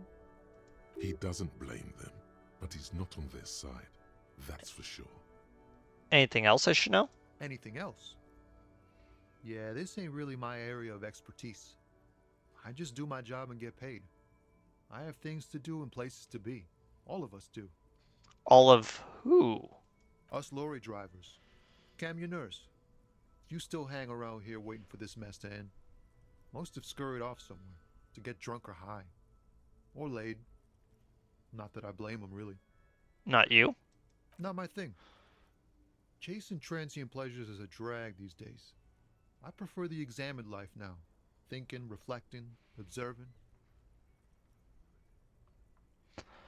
He glances down the road towards the horizon, a glint of something in his eyes. What are you hauling anyway? Oh, high-grade narcotics, illegal firearms, stuff like that. Time to arrest him. Relax. He's merely joking. Okay, I want a friend in the underworld. Ha! No, I'm joking, my man. Found runs a nice, clean business. This haul of cargo is mostly sporting goods. You know, tracksuits and that kind of thing. They usually get shipped to Grodd in the Occident. Though we've been making headway in the Il Moran market lately.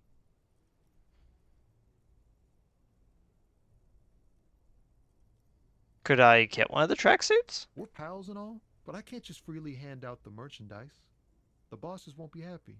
So nothing illegal then? Not unless they've illegalized sports equipment while I was on the road. Right. I have another question then. The man taps his fingers rhythmically against his arm. Could you spare some change? Huh? Oh. No, I ain't got any money. They don't want to pay for unfinished work. They who? The bosses, man.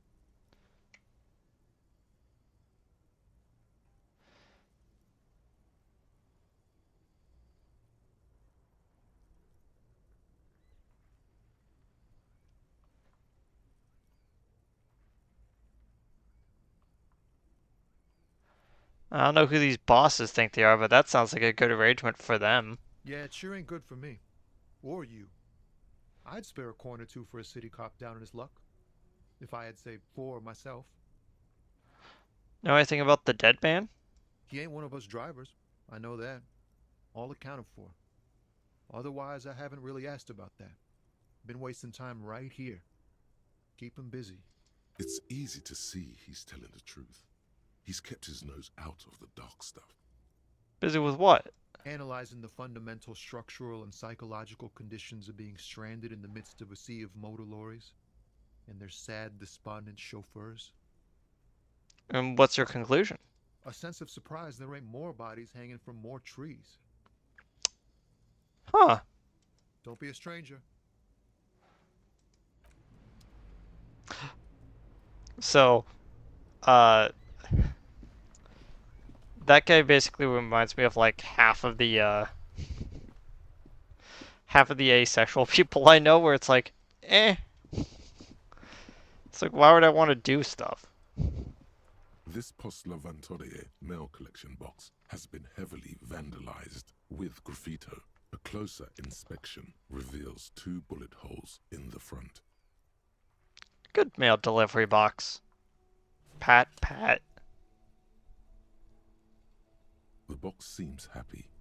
Eat shit, pig. Fucked by the coon. And St. G with a crown have been scribbled on it. Jenny is a whore, and best set mailbox also.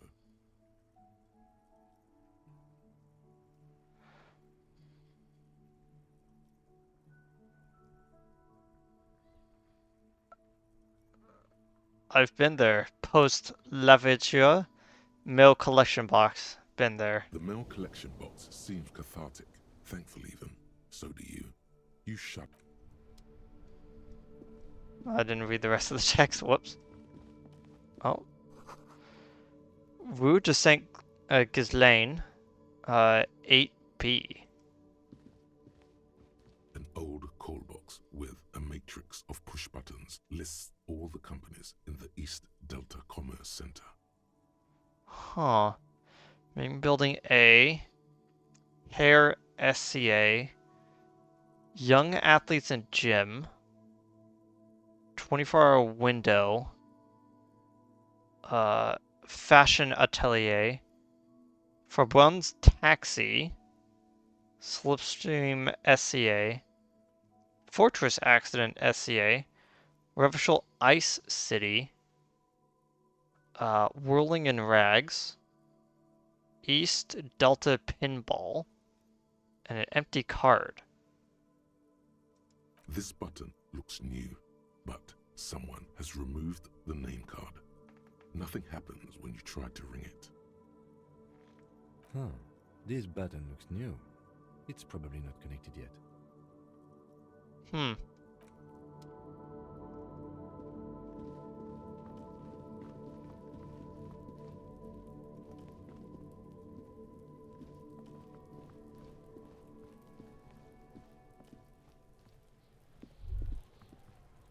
I guess there's the body.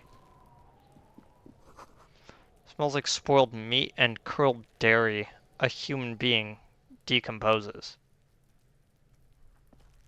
The corpse looks at you with bulging white eyes. The face around them does not look human. It's swollen and ready to burst.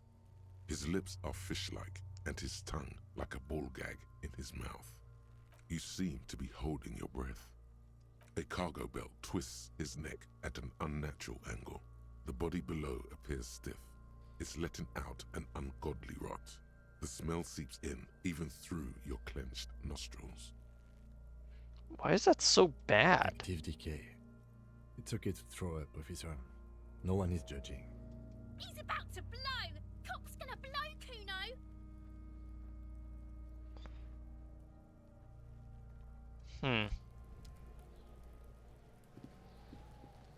Kuno's got this. The boy is throwing rocks at the dead body. Can't be older than 12. If there ever was such a thing as an ugly kid, then this is it. He's almost exquisite in his ugliness, like a gremlin. Oh yeah! Nappa Gumpy, Kuno! The other kid is behind the fence. Hey kid, a word? Police business. Right in the dick, Kuno! Get him right in the dick! Love it in the dick. The boy is sweating profusely. His eyes are like two black holes and his jaw is twitching as if trying to break free from the empire of his body. Please stop using slurs in my crime scene. That's not how we do it. Can't talk, pig. Shit's coming up strong. Throwing rocks. Shit coming up strong. That sounds good. Joyous. You should hang out with this kid and see what that juicy shit is all about. Juicy what now? I mean drugs. The kid's on drugs. Oh. Yeah, Kuno! Ride the lightning, Kuno! Kuno's riding at sea. Wipes sweat from his brow, sending another rock flying. The rake, Kuno! You should throw the rake at him, Kuno! The fuck? Does Kuno know what a rake is? Kuno's not a gardener. Look, I've got questions for you. Alright, entertain the Kuno. Show me what you got. What you got there? What you got, huh? Show me what you got. You kids play often in this yard? Right, pig. This is where Kuno plays with his little wooden choo-choo. What do you want with it? Well, I might have questions later. For now, let's talk about something else. Whatever. Kuno doesn't give a shit. Who is Kuno? Kuno's Kuno, pig. Is that some sort of gang name? Yeah, Kuno's in a fucking gang. In a bang gang. Kuno bangs for Magier, bangs for Mazda, bangs for Revachol. He lays the names out there with pride and precision, like cards on a table. Right when he's getting distracted, there's a malevolent hiss behind the fence. Watch out, Kuno! He's trying to fiddle you! He's gonna put his hands on you! The thing behind the fence starts squealing. Help! Pig's got Kuno! Help! Rape! Sound gets louder as the child shouts. Help! He's got the Kuno, help! Just answer the questions. Help! He's digging his dick out! Escalate, Kuno! His dick is out! You're afraid! Pig's in here, Kuno! Somebody, please! Nah, I can't punch him in the face. How high are you right now? Help! Misters, help! He's having the time of his life. Total ecstasy. Fuck the pig. He's flashing Kuno! He's showing his genitals! If you don't help Kuno now, it'll be too late! It's a bad idea to punch him right now. Look. For emphasis, a ghost is saying this. A shit-eating psychopathic ghost with an ace up his sleeve. I know you wanted to hit me. You got that I'm gonna fuck that Kuno up look that Kuno's dad gets. The murder look. The rage look. And how do you know that? You can't see inside my head. You can't read my mind, Kuno. I can. Kuno can smell that violent shit. I know what you were thinking. I'm gonna fuck that Kuno up. I'm gonna shut his shit down. You know what? You should have hit the Kuno, because now you're nothing. You're a joke to Kuno. Kuno laughs at you. King Kuno! The whole charade was about establishing dominance over you. You backing up means he's succeeded. Kuno turned you into his prison, bitch! You're gonna be in this shit with Kuno! No, you're not. We can just leave. Bitch, you're gonna be in this shit with Kuno forever! A peepo is a type of hat, by the way. Yeah. A nice hat, I guess. Don't talk to me about my fucking peeper! You don't know where I come from! You just Kuno's bottom bitch! Yeah, whatever. I have questions about the crime scene. Okay. Kuno is kind to his bitch. Ask your questions, but remember, this changes shit. Click, click, click, click! That was weird timing. Thank you, clock. What do you know about the body? Shitload pig. What's your question? Don't tell the pig shit, Kuno! Pig's choking! He's totally choking! Kim, help me out here. What do we want to know? If I were to want to waste my time, which I do not, I would ask them who he is, how he got there, and the usual. The usual being, have you seen anything out of the ordinary? Or have you seen anything suspicious? Do you know who he was? Kuno's fuck imp. Kuno uses the fuck imp for target practice. He's trying to hide the fact that he doesn't know. No, I meant who he was before he died. Kuno knows what you meant. Kuno's not a snitch. That's all. Trying to make Kuno sing into the popo phone. Have you actually seen anyone suspicious around here? Just a couple of pigs sniffing around in the dirt. That seems pretty fucking suspicious to Kuno. Yeah, you tell the faggoty, Kuno! Looks like you're a faggoty now, whatever that means. The suspicious question doesn't really work in antagonistic situations. Do you know how he got up there? Probably climbed. Kuno was busy down the road when that shit went down. You heard Kuno. Kuno wasn't even in Martinez. Kuno wasn't in Revachol. Kuno wasn't regional. Okay, so where did you go then? I don't know. Some fucking Mesk or I don't know. Some other place. Night City. Kuno was in fucking Night City. There is no Night City anywhere. That sounds like the name of a city in some pulp science fiction novel. That's a fictional name. Night City doesn't exist. Why you gotta be riding Kuno's ass? You haven't been where Kuno's been. You haven't been in Kuno's head. You wanna know where Kuno was? You wanna know what Kuno's been fucking up to? Oh, don't tell him that, Kuno! It's lame! It's not fucking lame. Kuno's building Kuno's city. Night City. Rage City. The City of Rage. That's it. And it's not lame. Lame! That's the name of Kuno City, bitch. Get the fuck off Kuno's back. This shit ain't about that. Okay, more on this later. Right now, let's talk about something else. You're testing Kuno's patience here. Get lost.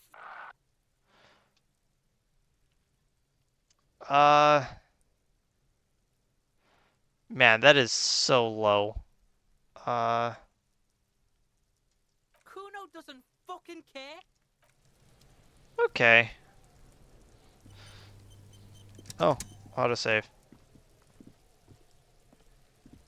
What's this?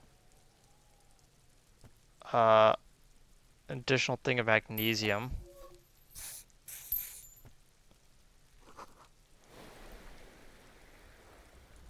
Someone trying to grow herbs in this greenhouse. Kids, the ladder's rickety, but still climbable.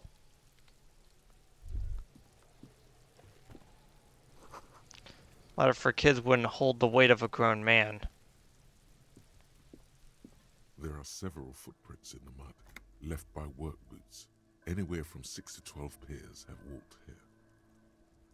What kind? Heavy workers' boots with reinforced toes and hobnails, all over the yard. Isn't this something an industrial worker would wear? Lieutenant, workers' boot tracks. Noted. Okay, let's get an exact count. Maybe more than 12. No, 8 pairs of boots have shuffled back and forth in the mud. 1. Standard work boot, steel reinforced toes, number 46. 2. Standard work boot, steel reinforced toes, number 44. 3.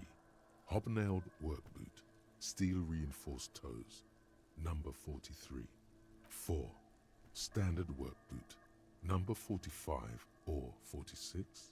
Wait, which one is it? You don't know. It's a miracle you can tell the prints apart as it is. The cold must have preserved them. 5. Another standard work boot, steel reinforced toes, number 44. 6. An aberration, light as air, even pace, same make of boot, but number 41.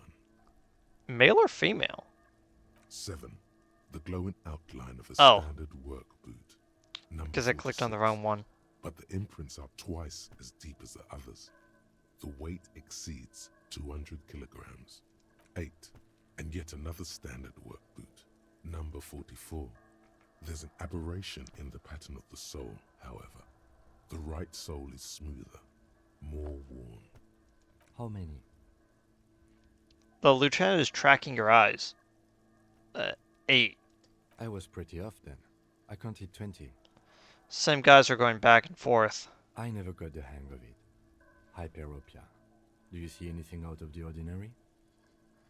Light step, number 41 shoe. Woman or a kid? I don't think there's any way to be sure. Understood. Anything else? A heavy one, a 200 kilogram imprint. 200? Could it be the combined weight of 2 people, one carrying the other who's tied up? Let's say a heavily built worker carrying a similarly built, soon-to-be-dead man. He might be right. 200 kilograms of living weight is unlikely. One of them was carrying him over then. Possibly, yes. Aberration. One sole is smoother than the other. Interesting. Let's name it the old soul. Have any ideas, Lieutenant?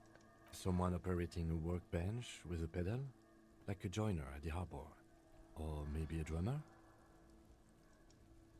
He regrets it the moment he says it. So we're looking for a drummer. No, it's not. Forget I said it. We are not looking for a drummer. Perhaps it could be a driver. A driver would wear out their right shoe before the left. The accelerator is on the right. I'd say I was thinking the exact same thing. He doesn't seem to hear you. Looking south, toward the traffic jam instead. The machines are silent. The engines are all turned off. We should keep our eyes open around the traffic jam. See whether anyone strikes out as a potential suspect. Seems prudent, no? Yes. Prudent. Mm-hmm. How old do you think these tracks are? A week, maybe? 7 days would fit the time frame provided to us by the caller. people reported the hanging. It is not impossible. How do you know? I pulled last week's forecast for coastal Havashol. 7 days below freezing. The day before, the day of his hanging, was the last warm day. Correct again. Sub-zero temperatures would preserve the tracks in a good state. The commotion here could have taken place a week ago. What do you think happened? What do I think? A mob of people brought something heavy to the tree. One of them was carrying the victim. They shuffled around, especially under the tree. Then, after hoisting him up, they stood in a semicircle facing his direction. At first glance, this appears to be a lynching. Indeed. They all stood in a row here and looked at the tree. I think we've been through all of it. Okay. Also, just realized it's been a while since I've actually saved the game. Oh man, look at that. Because the last time I played was in August. I thought it was actually longer than that. There he still is, looking right through you with his white eyes. The smell is repulsive. What? It pushes in from your mouth, more instant and more familiar than anything you'd expected. More fever than odor. It fills your mind, flushing you from within. Try to walk away?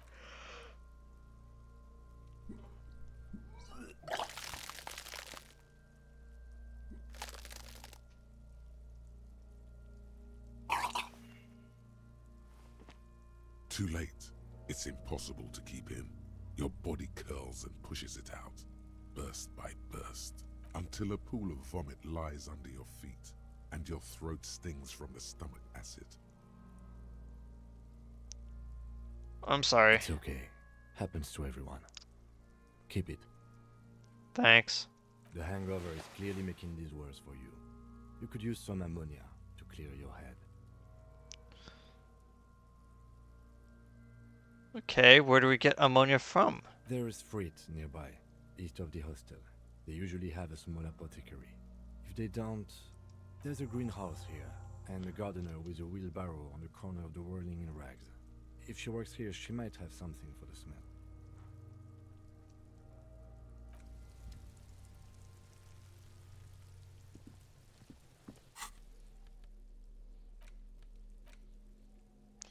Lieutenant's handkerchief, which sells for $250. Interesting.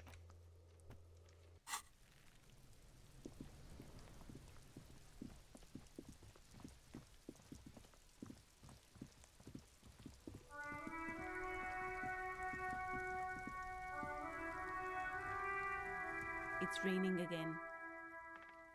It was clear just an hour ago. My partner said that you might have ammonia. Can I have some?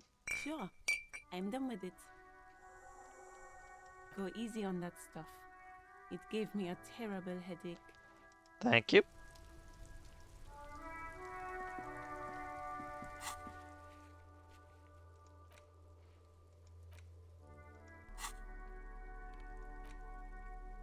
Ampule of ammonia 400 for one. Actually, since we're back over here, I might as well talk to Gart. Can I help you? I talked to Sylvie. She left because of me, not you. Wait, what? But what about the bird? The bird? Yes, the bird. I found it lying on the floor with a broken wing the morning she left. Oh, I did that. I threw it against the wall, apparently. You broke the skewer! His face was flushed with emotion. A rash covers his neck. I assure you it was him. It's as if he can't decide whether to be angry or relieved that it was you. Again. Why on earth did you have to break the skewer? It's a mystery. I can't believe it. I was so sure it was Sylvie. Even worse, I thought she was trying to send me a message. Symbol of hope and all. A tender type of hope. Something stirs in you. Perhaps this is why you broke it. All right. Did she say anything else? About me, you know? Did she say anything about me? She said she was flattered, but it was just bad timing. Really? I I should give her a call then. The man doesn't know what to say. He wipes his brow and stares at the counter. Thanks, I guess. Was there anything else you wanted, or...? By the way, I'm gonna sing karaoke here. Absolutely out of the question. You wait and see, cafeteria manager. Absolutely in the question. First we find a sad banger. Then we sing this place to shit. Your body is ready, sire. Okay.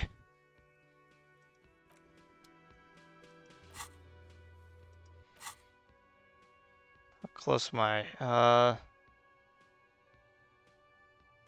Yeah, 45.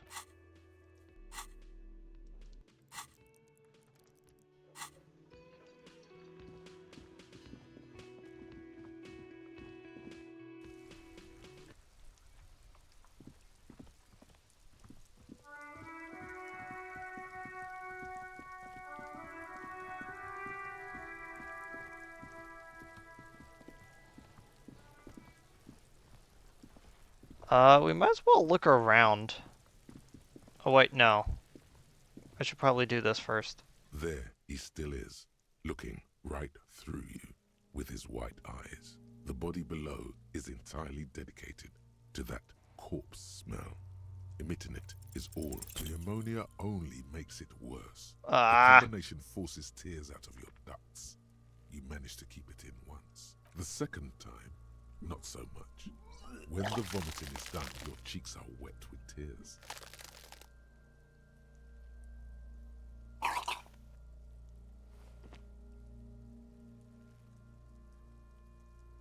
The ammonia didn't help at all. Nor does the wind right now.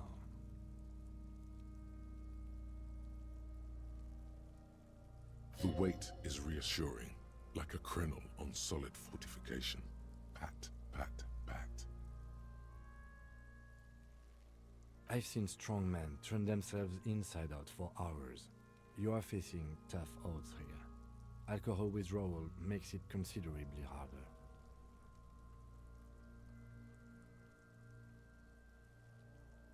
If I can't keep it in, why can't keep it in if I've been a cop my whole life? I've seen captains puke their guts out. It never gets easier. You never get used to the smell. Every Monday is cadaver day. Throw up, investigate. Throw up, initial autopsy. Throw up, baguette. Then drive to the station. Maybe throw up on the way there if you didn't bag the thing tight enough. You seem to be fine. I think I've lost my sense of smell. There's a pause. A white lie. Not being hungover helps too. Can we do something else? I think I want to solve something else now. That's probably a good idea. Clear our heads. But before we can do that, you need to get your shit together.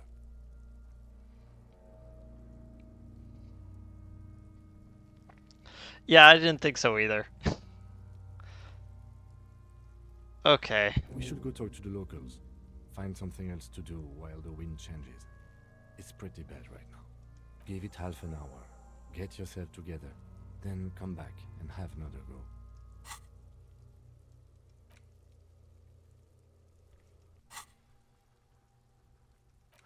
So, now we have to equip the volumetric shit compressor. Should take about a half an hour. Got about 50 minutes left on Guillemette de Mignon. And an hour, 2 hours on Hobocop. We got some other things to investigate back here.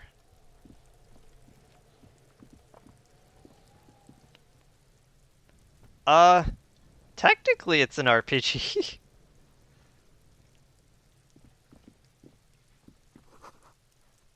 Letter R is a crown. On the room below, a light of redeeming? This trash container is locked. The sliding lid has a padlock that says, whirling in rags.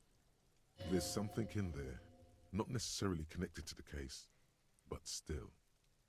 Wait, why am I looking at a trash container? You're just a trash container. The body is downwind from here.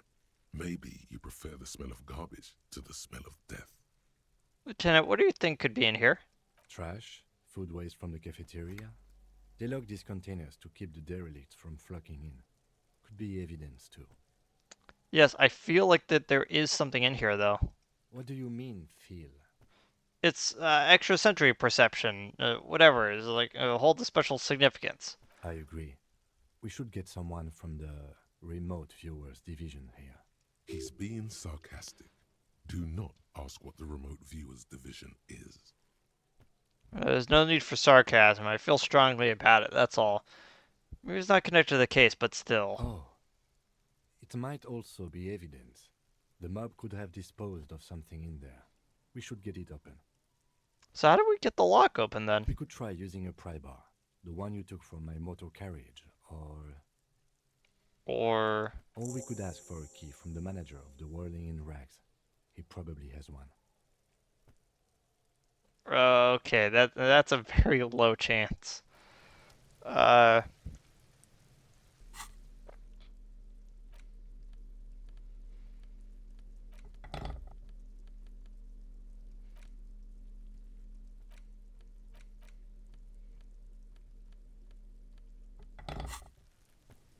This trash container is locked. The sliding Oh, lid. tool not equipped.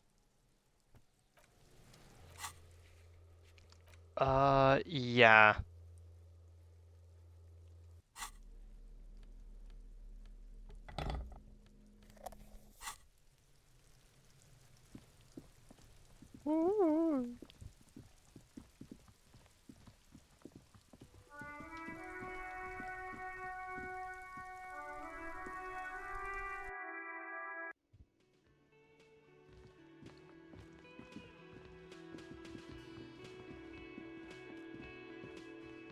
Can I help you?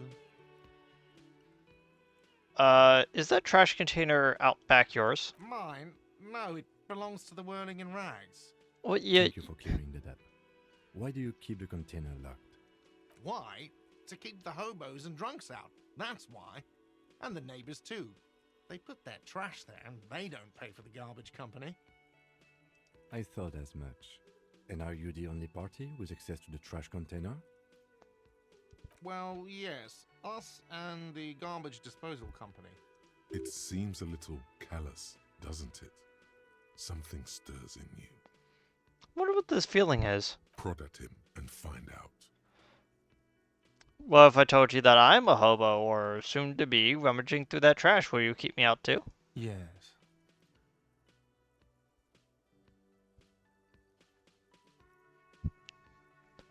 But I need those leftovers to survive. Sir, I'm sorry the RCM is having financial trouble, but it's not this establishment's problem. Doesn't it seem callous to you guarding even your leftovers from the poor? Callous? What are you, Kras Mazov? Almost all establishments in Revachol keep their trash locked. The Whirling in Rags is not special in that regard. Krasmazov, nom de guerre, was an economist and a historical materialist. He was a leading figure on the Grad side of the Centennial Revolution, where he headed the 9-day government. Mazov is considered the father of scientific communism, Mazovian thought, or Mazovianism. Maybe I am Krasmazov. What are we talking about? Was this not about the trash container? No, wait. Whisper and point to the back of your head. What if I am Krasmazov? We should return to this theory at a later time, officer. This here was about the trash container. Oh yeah, we need the keys. What for, Mazov? Are you planning to nationalize my trash container? It concerns the case. Please cooperate. Just bring them back once you're done, please. I will, don't worry. Hey. Psst. Psst. Hey, you. Who, me? Yes, you. Word on the street is you're ready to start building communism again. How comes there's word on the street? You keep saying things like, down with the bourgeoisie, eat the rich, sodomize the landowners, impale all people who have more than 25 real in their pocket. Literally murder all human beings, regardless of their political beliefs. That kind of stuff. I've said some mildly left-wing things, but none of those. Oh yes, the mask of ambivalence. Don't deny it. You're about to rip it off and reveal the monstrous seven-eyed lamb of global communism that would devour and masticate mankind. Everyone can see that. So tell me, do you have any questions before we fire up the big communism builder? Or do we get right down to it? Wait, what is this communism even about? Failure. It's about failure. Failure? Yes, abject failure. Total, irreversible defeat on all fronts. Absolutely vanquished, beaten, curb-stomped and pissed on. Until you came along. You will reverse the fortune of the workers of the world. You alone, against every living thing, against every human alive. 800 trillion real in the hands of an impossibly well-organized ruling class. Towering city blocks of bankmen who have the ears of prime ministers. Million-headed armies of nations and the love of your own mother. You against the atom, the charm and the spin, where the whole world failed. Matter failed to bend to human will. Human will failed to get out of bed and tie its laces. You alone, single-handedly, will rebuild the dreams of the working class. You are the last communist. Now get to work, comrade. Well, up your sleeve and start building communism, I guess. Oh yeah. Get the firing squads and the animal wagons ready. Wait, I didn't agree to any of that part. Too late to back out now. You can't make an omelette without breaking a few million eggs. Okay, I guess I roll up my sleeve further then. Whatever. Yeah, so one of the funniest parts about, oh, we have to unlock that one. We're about to finish off that one, so I could just wait. So one of the, again, one of the interesting things about this game is that it effectively forces you to pick a political side. Not in terms of, like, yeah, not in terms of,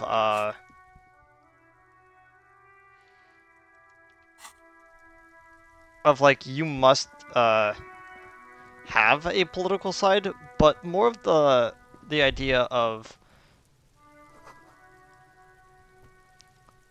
that there are many political sides that will try to draw you in. We'll get to it when we get to it. This trash container is locked. The sliding lid has a padlock that says, whirling in rags. With a well-oiled crack, the lock pops open. It should now be possible to simply raise the lid. Don't. Maybe you shouldn't.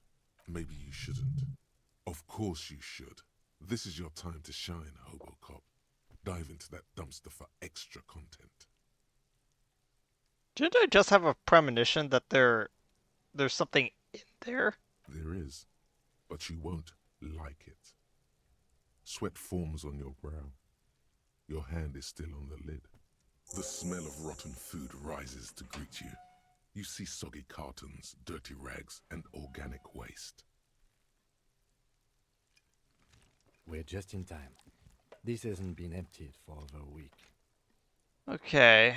Look at the boxes under the carton, I guess. You see milk and egg rest with one broken egg in it. Some pasta wrapper.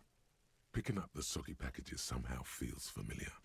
A box falls into pieces in your hands. Batiste Soleil cereal. There are plastic pasta packages below. And turbo noodles. Nothing of note, however.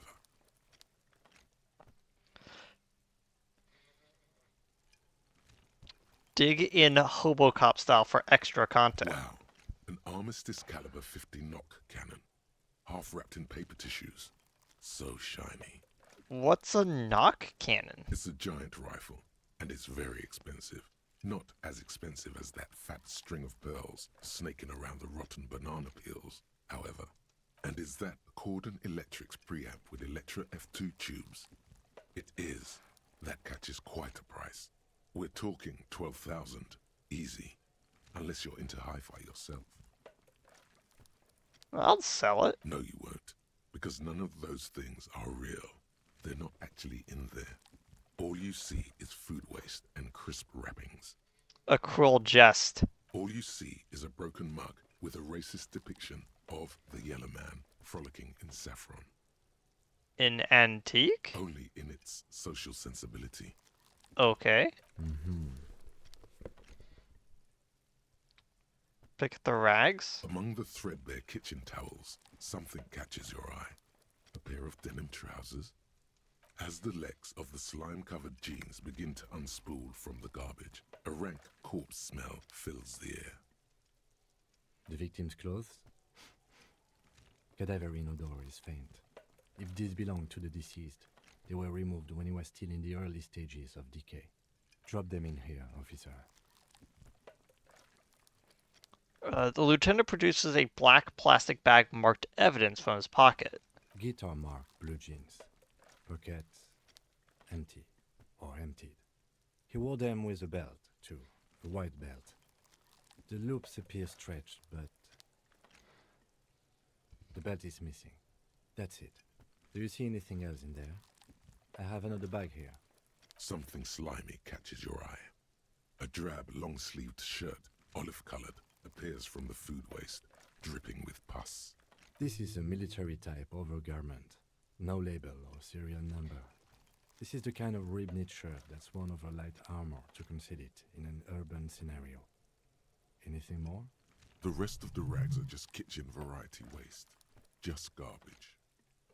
That's all, I think. All right. We should go to Gart again and ask if he knows who put the clothes in the trash. It could be as simple as someone from the hostel cleaning the yard. Or that one. I'd advise against confronting that force. Yeah. I think some of the rolling rags might have been involved, maybe? Not really. All we know is the victim's clothes are in the trash. The lid was locked, and his establishment had the key. It's just a small loose thread. We might need to ask the kids who put them here. What's he on about, kids? You hear that, Kuno? He thinks you're an infant or something. See? Okay. The lieutenant nods, then looks back into the trash container. Okay, search the food waste, I guess. It's just organic waste, cold and slimy on your hands. Apple and potato peels, mostly. Unidentified sludge, and the occasional chicken bone thrown in for good measure. But hey, nothing. It's nothing. Nothing more to see here. What's this? What? A blue piece of plastic sticks out from the apple peels. It's shiny. Looks like the corner of something. Something larger. A clipboard. A blue plastic clipboard with moist papers hanging from it. They look badly damaged, but you can still make out forms and notes, written in a man's handwriting. Officer, is that your paperwork?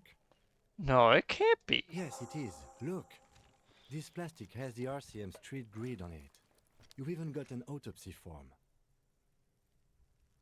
If you don't mind my asking, how could you have let your paperwork end up in the trash? I think I didn't want to become a cop anymore, so I tried to flush my cop life down the toilet or something. Well... His eyes express a rare condolence. Then he picks it up. Lucky we found it. You should take stock of what remains, just to be sure some has not made it into the hands of the RCM's adversaries. Organized crime and the like. There might have been police secrets in your notes. Okay, I'll do just that. It would also not hurt to start taking notes on the case. Now, tell me what your eagle eyes see. Or are we finished? The container sounds a muffled gong.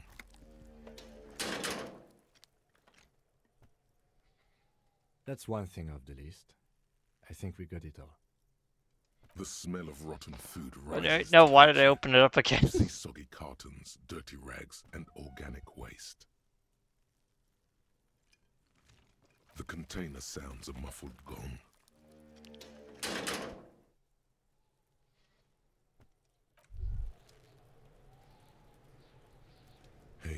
So we've been monitoring you internally, and now we know your Corpo type. Wait, there were corpo types? Yes. Oh, Guess capo. what's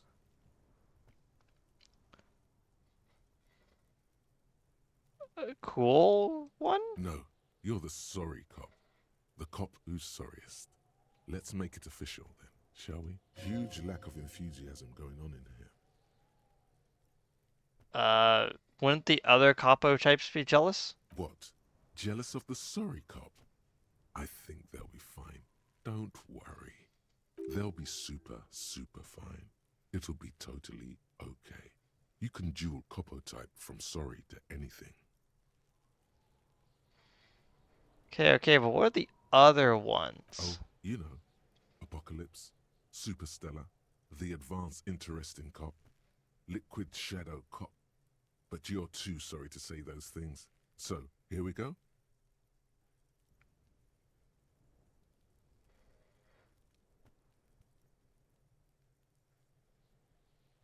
Of course, sure. It's okay. See if you can get something out of this, like info. Or maybe every time you say you're sorry, you get $1 million. That won't happen. Volumetric shit compressor. Bizarre scientific news from Revachol West today, where a police officer's shit has been observed at a pressure of around 495 gigadecimals. These metallic hydrogen levels of shit togetherness were thought to exist only at the center of collapsing stars, not law officials. It remains to be seen how long the shit singularity lasts.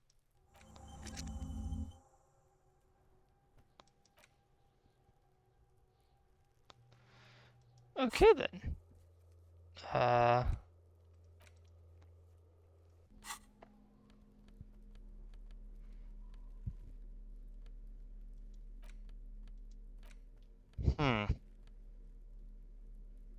Broken-eared mug somehow made its way into the Whirling Ride's dumpster.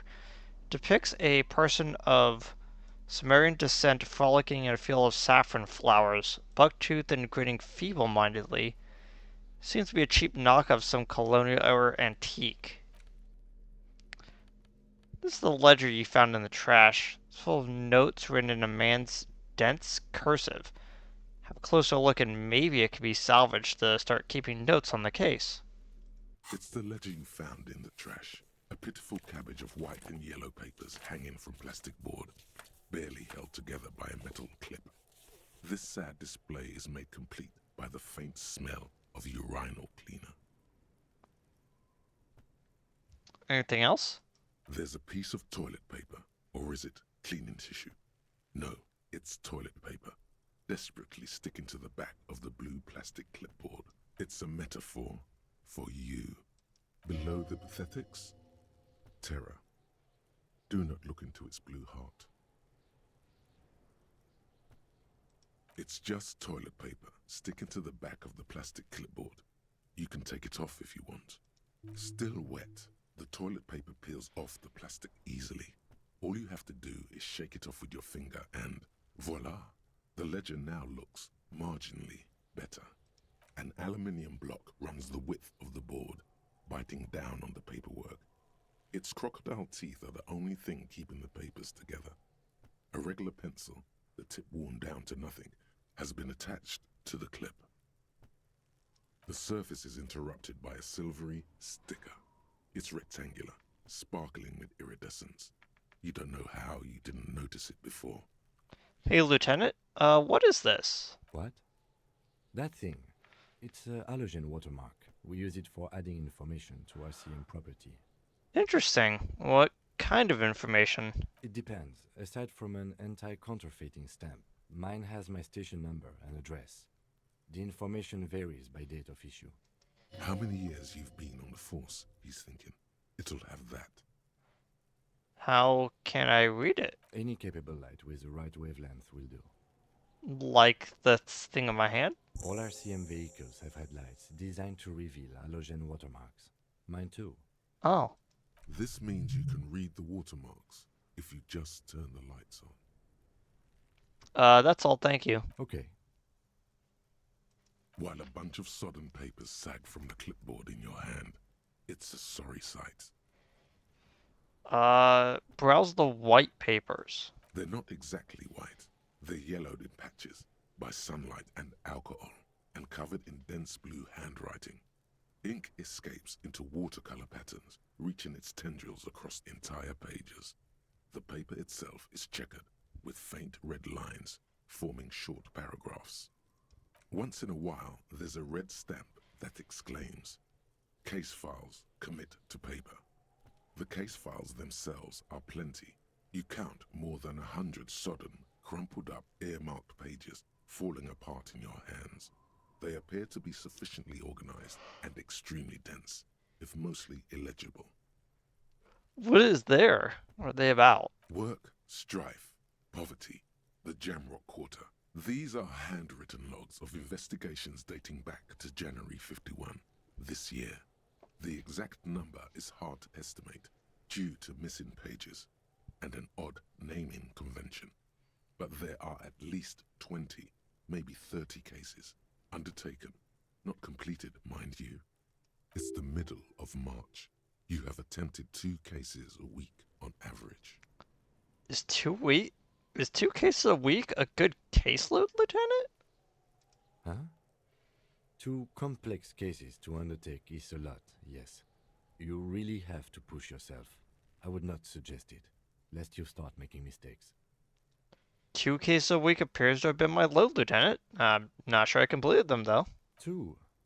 That's a lot. I didn't mean to say you are making mistakes, by the way. That was presumptuous of me.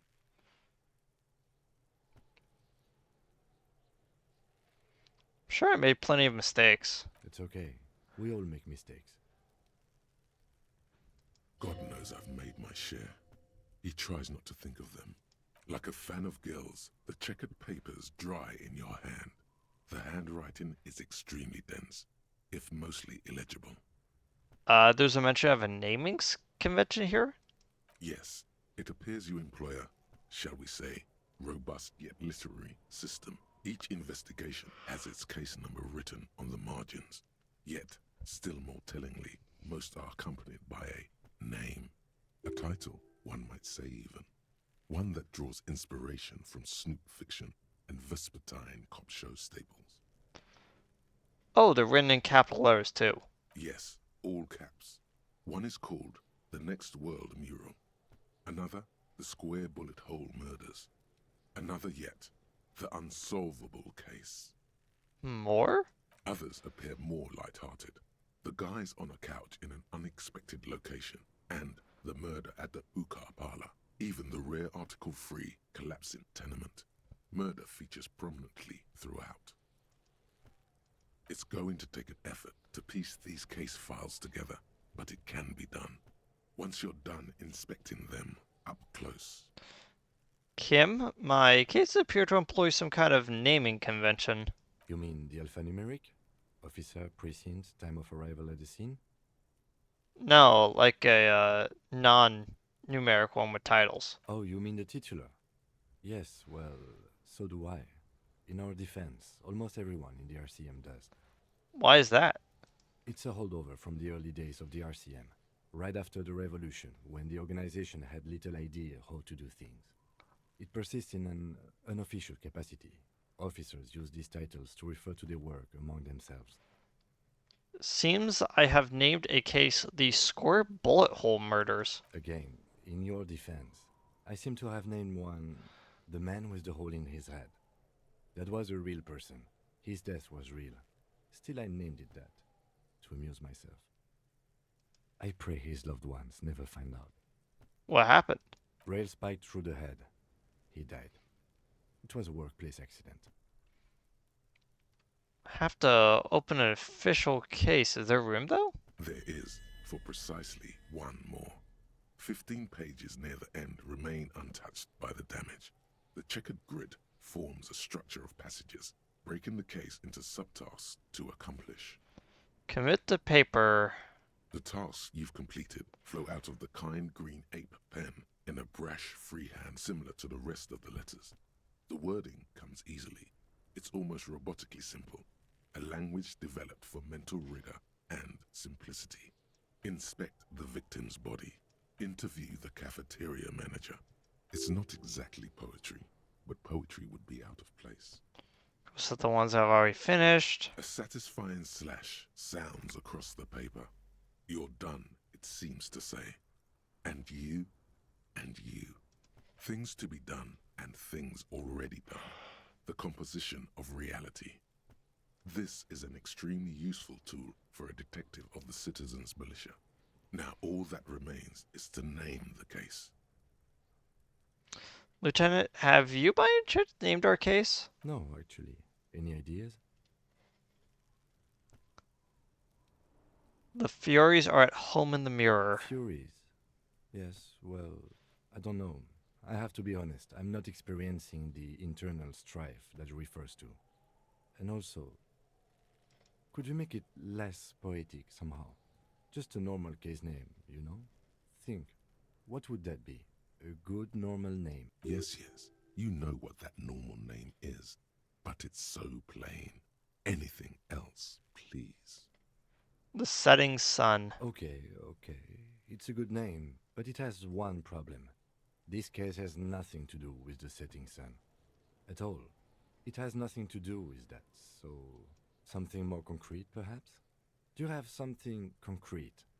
Mundane? Usual? Usual is boring. We don't do that. The Hanged Man, I guess. Great. That's great. That's actually what I was thinking too. The Hanged Man. Good, strong name. We have a very good name for the case now. I'm going to start calling it the Hanged Man. It's good we sorted this out. He flips the pages of his notebook. Okay, I'm done inspecting these. You don't exactly close them, so much as distance yourself from the smelly papers. They're a little further from your nose now.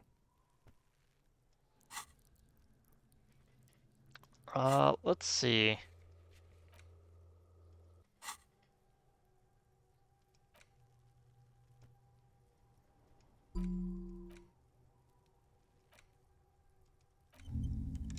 Internalize self-critique, I guess.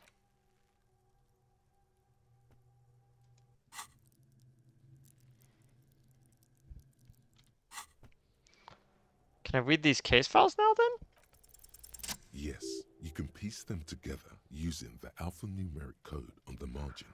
It always begins with HDB 41, then date of initialization and time of arrival on the scene, followed by the title. For example, HDB 41120111700, the Next World Mural. Wait, HDB 41. Weren't those Officer Precinct? Why, yes, your precinct number is 41. And HDB... Every last alphanumeric in the files begins with it. And these are your case files. It's safe to say HDB are your initials. Those aren't my initials. I'm not feeling them. Feeling isn't really the jurisdiction we're in right now. Probably for the best, because HDB feels like bad news from yesteryear. Like shit, honcho. How long does it take to read a case? It takes about half an hour to piece one together, using the system you've devised. Where do you want to start? Oh, we could always revisit this. Not much has changed in the meanwhile. A bunch of sodden papers still sags from the clipboard. Let's browse the yellow papers then. In the back, you see thin, translucent copy of paper. Some neon yellow, some bright red, all covered in boxes, like marching armies. These look like official forms, waiting to be filled out. Then rip them from the binder and hand them out, according to type of form. What types of forms are these? 3. The topmost are misconduct fines. The middle ones are station calls. And the bottommost are field autopsy forms. Each is easy enough to make sense of. You don't have to be an intellectual giant to do police work. Misconduct fine? A monetary penalization ranging from 20 to 250 real. Severe cases allow for 1,000 real, but that requires special paperwork. The details of issuing these fines are spread out over the rest of the fields. But they appear pleasantly vague. Station call. These are quite sinister in tone. They give a date and time for the person to appear at the specified precinct police station. Below the call are the criminal charges you risk by not appearing. Field autopsy.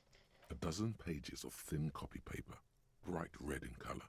You see the parameters of a deceased human form waiting to be filled in. Age, sex, condition of internal organs. Okay. Yes, all that remains now is to fill those forms and hand them to people.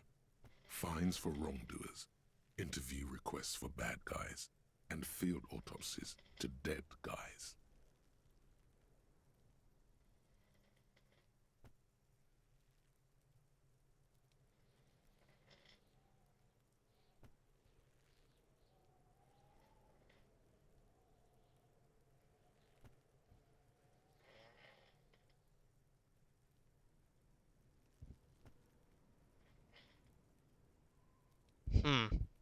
The rest of the stinking cellulose is much worse for wear. Being sandwiched between the board and the rest of the paperwork must have spared the fragile copier paper. Look at the clipboard. It's made of dark blue plastic, hard enough to beat someone to submission with. The edges are rounded, however. The U4 size board feels thick and heavy in your hand. Light shimmers on its wet surface. On the back you see the embossed letters, RCM. Shake the ledger? Something rattles inside, ever so lightly. Is there a hidden compartment? Permeables. It's not hidden per se. The compartment is made for permeable materials that would get damaged if something happened to it. Peek inside? The plastic shimmers like lapis lazuli, but it is not see-through. You cannot see to its center. What'd you say the color was? Blue. Okay. The blue heart. Don't look into it. How would I open it? With your hands. U4-sized pages hang from the clip screwed to the top of the board. Open the hidden compartment, I guess? The two sides of the board appear slightly misaligned, like a drawer that's come off its slides. If you bend the plastic on your knee slowly,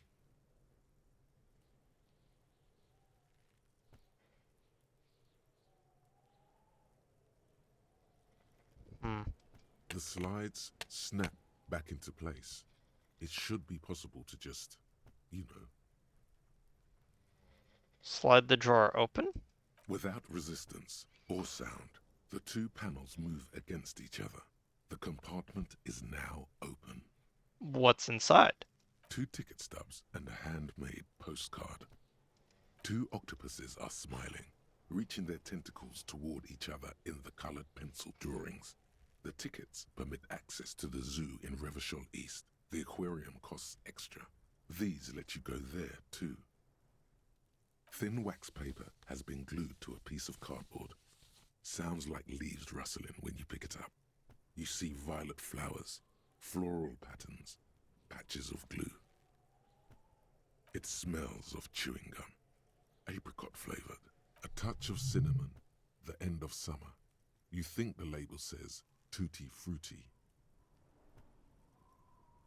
Familiar handwriting lines the inside of the card, looped, round letters in a woman's hand. A young woman in her 20s. There is care, effort, and a smile, you think. Although that is not something you can read from someone's handwriting. Harry, it begins.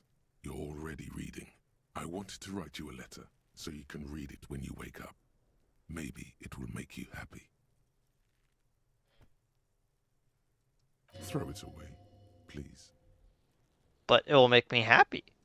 A merciful wind blows in from the Bay of Revachol, dusting the ground at your feet and raising newspapers far away. You feel the card slipping into it. Hold on to it and read the card. Your hands shake, holding onto it. Every morning when I step out and you're asleep behind me, it says, I find a little piece of sadness in me. I carry it in my chest down Voyager Road.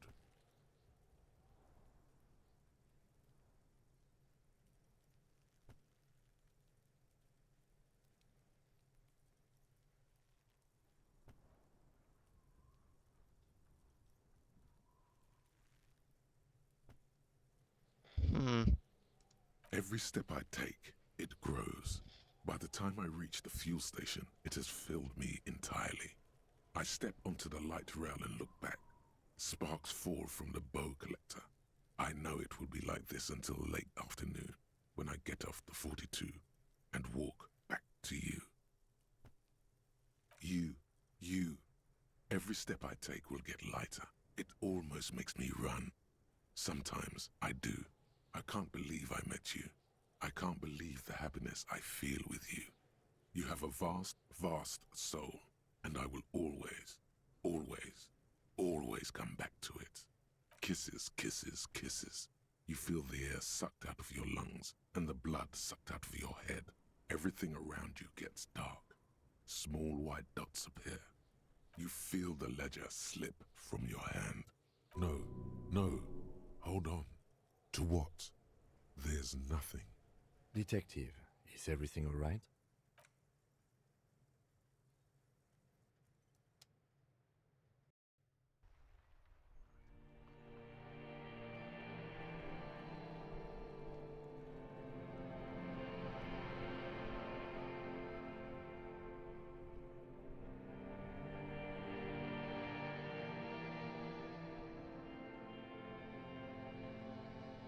There is nothing.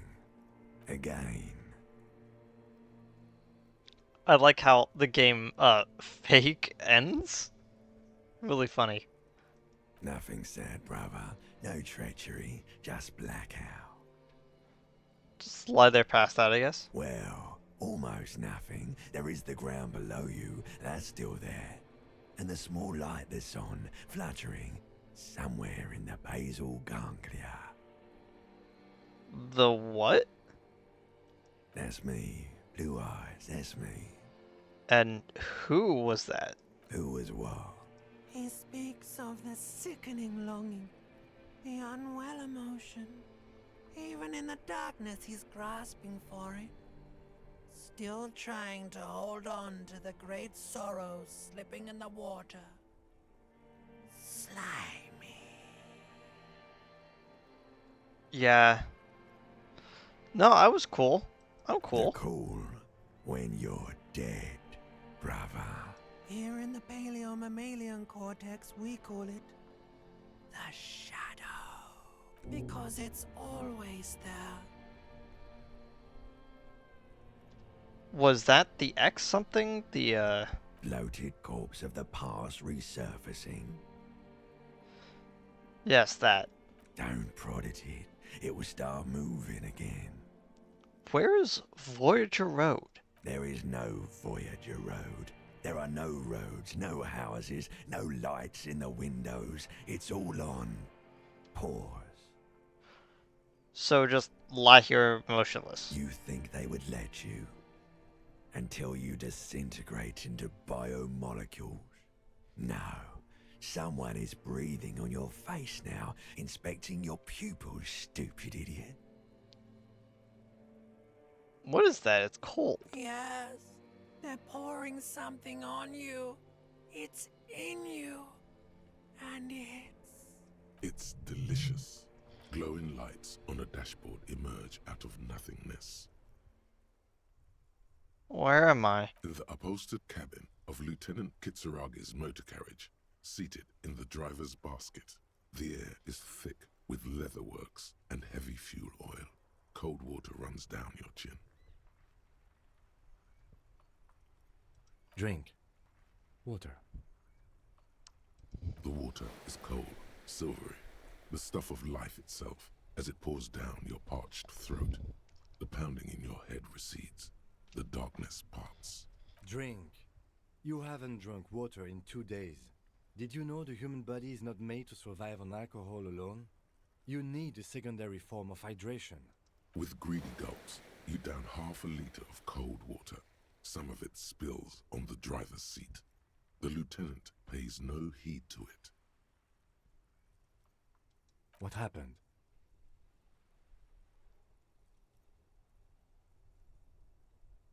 I came in contact with the burnout. Runs in the past, Lieutenant. That does sometimes happen.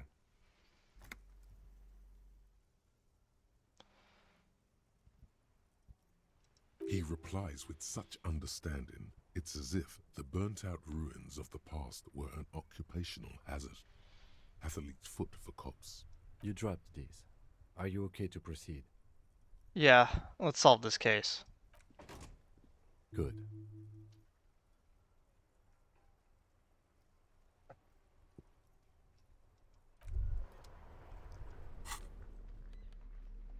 Oh, wait. Guillaume Le Million. Bad news. Guillaume Le Million did not become a cop. In 38, he went on a tour to the Sinyao province in Safre, where he died of autoerotic asphyxiation. His body was found hanging from a decorative dragon tree in his junior suite, amid drug paraphernalia, unwholesome objects, and the Sylvia Trainer single, Wonderland, skipping in the background. And yes, you can take this as a metaphor for Revachol in the 30s, and also as a warning.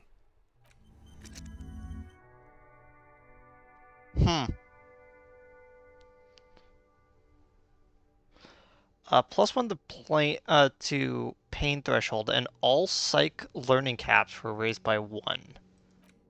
Huh.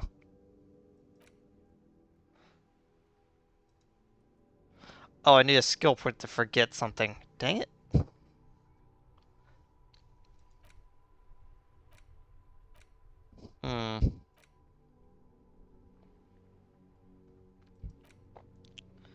-1 to authority. See yourself from above. You're passed out on the blue tiles of the hostel room floor. Even from this distance, you could see your eyelids flutter at the mention of what? A great white object letting out its sweet smell, like a lily of the valley. The little man's forgotten its name, and he still remembers the feeling. And look, he moves. The feeling animates him. He's instinctively reaches out for the feeling's best friend, a bottle of Commodore Red. He puts on his disco clothes and gets smaller and smaller.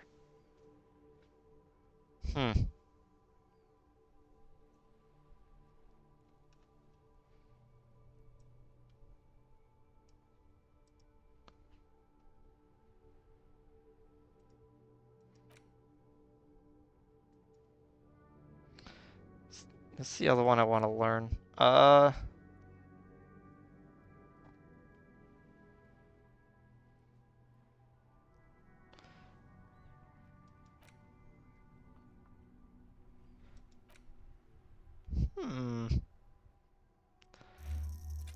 Kind of close on that one, but oh well. I think I would rather internalize that one. At least now that I've analyzed the crime scene a little bit.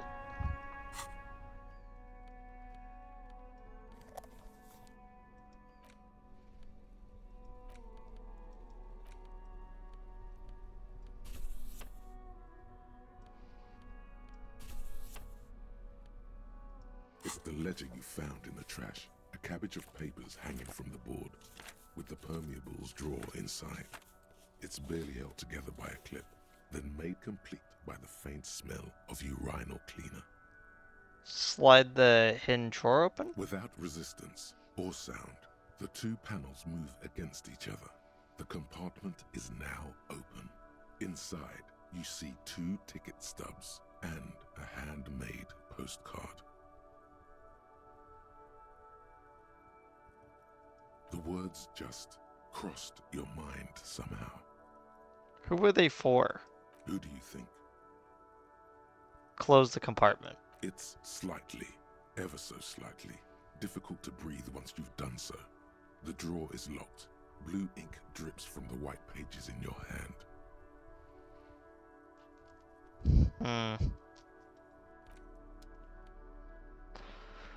Okay.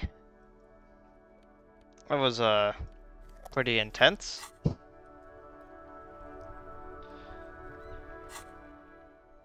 We got the compressor ready. It's been 3 hours, but like we should be able to get the Oh wait, before we do that, we have to get the key. We have to get the keys back.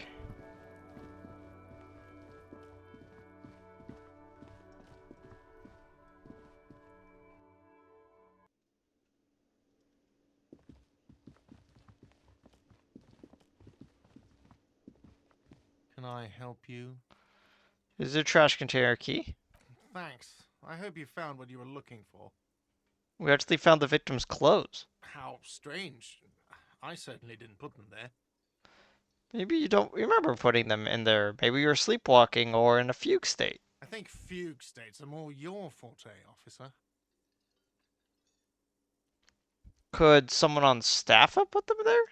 Sylvie had the keys before I got here, and I can vouch for her. I can vouch for all my staff. None of us would tamper with the crime scene. Who else has keys to the trash container? The trash collection service, CS Municipal. I don't see why they would put anything in the trash, though. Ah, the elusive CS Municipal. I doubt we'll be able to track down who was sent here last and when. This will have to be one of those little threads that solves itself down the road. Thank you anyway. Thanks. Yes? But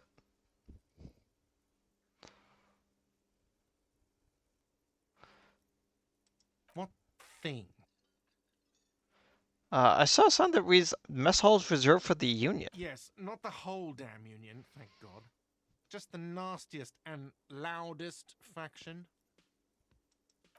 They come here in the evenings. Dumb, unruly types. Think they're big shit. But they're good customers. They place big orders and always pay on time. We should find out who this Lord faction is, occupying the booth. Loudness means talkative, and we need info. How do we find them?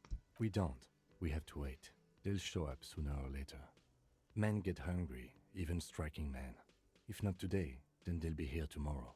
There are these things called days. You sleep between them. He's saying they'll come after you've slept. Just making clear you got that. What? By the way, you should come back to this thing-based questionnaire if you see anything interesting in the whirling later. Well, this door is now open, so...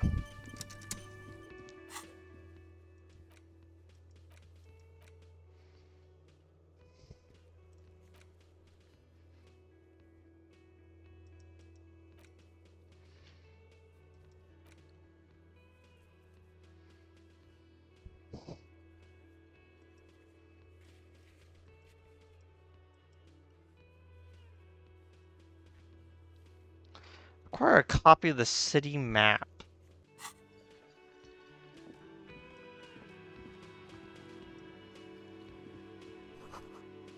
Dishes are drying. They smell of chemicals and pine trees.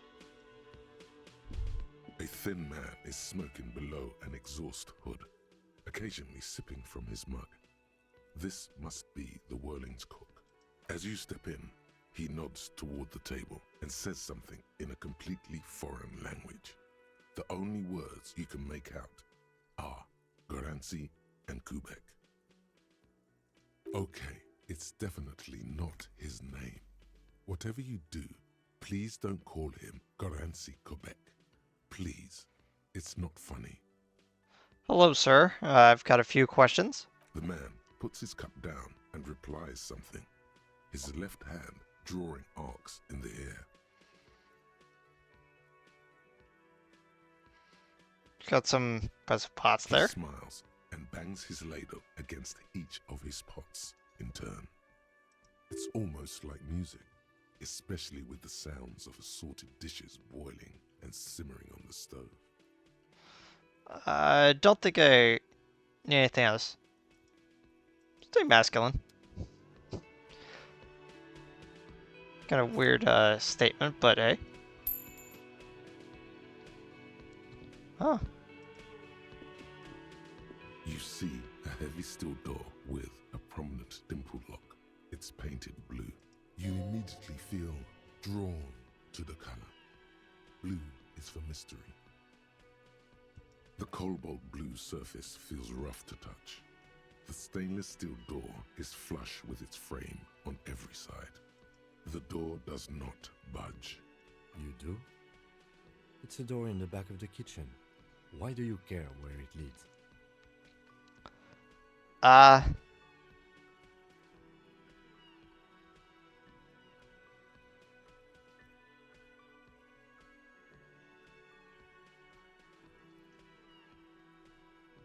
Something about this place makes me want to know. Eccentric. But okay, I suppose we could look into it. As a side investigation. He's not bothered by your eccentricity. He seems genuinely intrigued himself.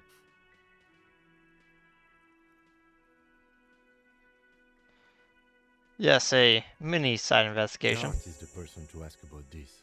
The cafeteria manager.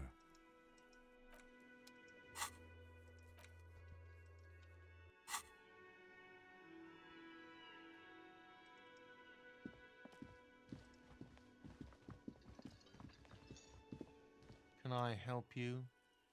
I saw another thing at the whirling. Another thing. Great. I love those. There's a mysterious blue steel door in the back of the kitchen. Oh, yes, that door, sure. There's nothing mysterious about it. It's just a door. Well, do you know what's behind it? No, I don't have a key. I don't know how to get there. And I don't care either. It's not like I've been wondering about it for 10 years. It's just a frit warehouse, probably. Or some boring storage space with a bunch of old junk and dust. Junk and dust. Runs his finger across the counter to check for dirt. He's attempting to maintain an air of indifference. It's absolutely not convincing. I think you'd like to know what's back there as well. Fine, okay, a little. But my job doesn't leave me time for wondering about one locked door in one of the cafeterias I manage. So I haven't opened it. I have cleaned the whole place 100 times over, though, after the animals. And I haven't found a key, so good luck with that. Yes? Okay.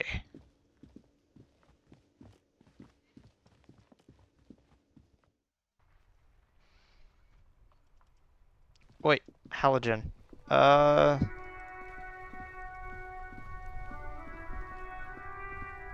Inside, you see a set of steering levers, a radio microphone, a pull-out toolbox, and the soft glow of the fuel preheater gauge. Hey, Kim, how do I turn on the headlights? Alright. Ready? I turn, you press start. It's next to the preheater. He's downplaying his excitement. The lieutenant is more than happy to show off his precious carriage. Press engine start. The dashboard lights up with orange glow.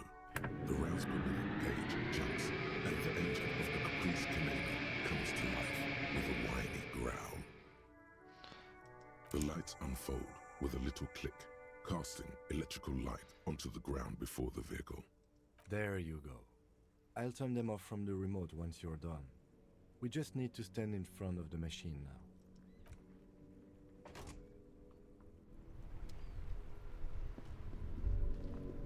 As you hold your ledger's clip under the headlamp, an iridescent hologram appears. A street grid and the veins of a great river. A familiar sensation washes over you. There she is. Revachol West. There's a note of pride in the lieutenant's voice. Around the borders of the watermark are dozens, no, hundreds of micro-perforations. The rectangular watermark is overlaid with the logo of the RCM, and yet the major arteries of Revachol are all recognizable. They shimmer in the Kanema's headlights. A rat brazenly darts past you and disappears amongst the stopped lorries. In the distance, a child somewhere shrieks. A woman reprimands her in a voice no quieter than the child's cry. Ah, Martinez. Where are we on this? Let me see. Right here. His finger near the top of the map, on a segment of coast jutting out to the great ocean. Seems nice. No, it does not. I like how everyone agrees that this is like the worst part of the world. There are many of them, and they are divided into 3 separate rows. The first row has 18 dots. What about the next one? The next is the longest. It runs all the way around the border, and then some. There are so many, it's hard to count. More than 150, at least. Maybe even 200. The last row has 3 perforations. That's it? That's it. Hey Kim, what do all these holes mean? Those are perforations. They represent your record as an officer of the RCM. They are your statistics, as it were. I should have guessed you'd keep a record. Officers often do. Let's take a look. Alpha male officers who are proud of their numbers often do. It's meant. The first row represents your years of service. 18 years. Okay, not bad at all. What did you do before you volunteered?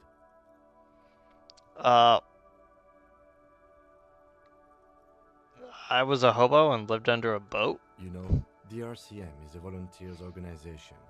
We would have no qualms with vagrants joining our ranks were they qualified. But let's move on, shall we? This next row, the one that wraps all the way around, is your number of closed cases. Closed is good. It means finished. You've got, let's see, wow, more than 200. Is that a lot? It's quite a lot, even for someone who's been on the force for nearly 2 decades. Usually, clearing more than 10 cases a year puts you in the 90th percentile of all RCM officers. So you're saying I used to be a super cop? Call it what you want. You were a valuable member of your precinct. Now, let's look at the last row. Right. Those are your confirmed kills. You've got precisely 3 perforations there. I was expecting a higher number, actually. For an RCM officer, especially Precinct 41, which is in the Jamrock Quarter, it's rather tame. I mean that in a good way. There are certain officers who treat their kills like some kind of ghoulish game. If they do happen to solve a case, it's usually by accident. It's obvious the lieutenant does not think highly of these officers. But it seems as though you are, or at least were, one of the good ones. So we have that to be thankful for. Have you ever killed anyone, Kim? Yes. It's not a problem for him to state it, however. How do you handle the strain? Everyone has their own method of coping. Some more effective or self-destructive than others. He gives you a meaningful look. Personally, I find it helps to keep up a few hobbies.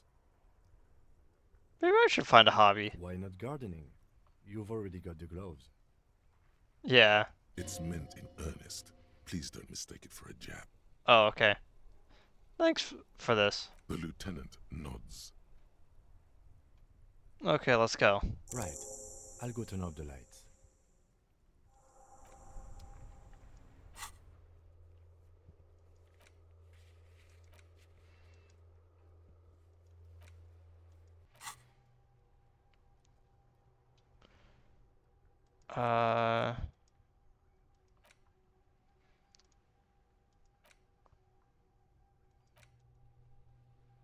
Got another 2.5 hours on that one. Got 5 hours on that one.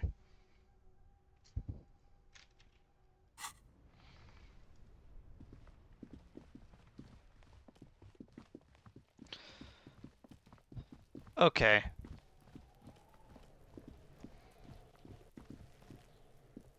There he still is, looking right through you with his white eyes. As you breathe in, the odor comes over you. It's a smell of the mind telling you to run, and your stomach to wring itself empty. With your hands at your sides and your eyes squinting, you stand in it. Did they always do that? They do after 7 days, yes. We are deep in decomposition here. The man before you is naked, but for a pair of underpants and enamel boots. His skin is greenish, marbled with decaying veins, and blotched by lividity. A fading web of tattoos covers his chest and shoulders. The cargo belt used to fasten him to the branch above appears industrial in strength. The material appears to be ceramic. Its clean white stands in stark contrast to the decaying flesh above the knee. The man wore thick polymer socks, probably for padding. A fine array of interlocking plates covers them, delicate and fragile. They feel alien to the world around you, out of place somehow. These are clearly not boots. They're armor, possibly part of a larger set. These aren't just boots, they're armor. Indeed. Technically speaking, these are sabatons, not boots. What kind of armor is that exactly? Ceramic plate. Zirconium dioxide, most likely. This is where the make would be. Where? Under the hill. Fair weather. Fair weather model T500 VE. I'm guessing that's vitreous enamel. This is advanced stuff. The material kind of looks out of place here. It is. It's expensive. The lieutenant draws a line in the condensation on the ceramic with his index finger. We've requested similar material for our tactical units for years now. The constabularies deemed it too costly. In that time, we've lost 6 men to semi-automatics. So, how much we're talking about here? For a full set, about 4 years of wages. For the northwest region of Revachol, an officer's average yearly income is 5,500 real, unadjusted for rank. Wait, my yearly pay is 5,500? Not too much, yes. Huh. I'd hustle more and hate less. I have no idea what that means. How could a man afford such expensive hardware? That's for us to find out. Mr. Gart implied he was security personnel for the harbor company. This confirms my own assumptions. Initial report? Just something I scraped together from my station. An area report on Martinez. I'm sure you did the same. He's not actually sure of that. He's just being tactful. This looks pretty advanced for a security guard. I agree. This equipment is way beyond what a guard can afford. A small bell-like sound fills the air, like tapping on the side of a porcelain cup. It sounds fragile. This material is a kinetic redistributor. It spreads kinetic energy horizontally, from plate to plate, dissipating it entirely. See?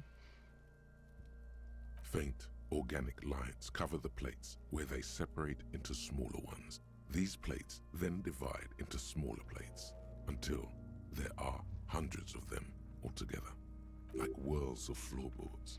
The design looks organic, influenced by highly resistant wood materials, like lignum vitae and ebony perhaps. What does this kind of remind me of? If trees were made of porcelain, this is what their cross-sections would look like. The smooth, glossy surface fractures into ever more intricate interconnections, peaking on the right sabaton, where you notice the whirls are in the shape of a letter and number combination, E50, 100, 1000.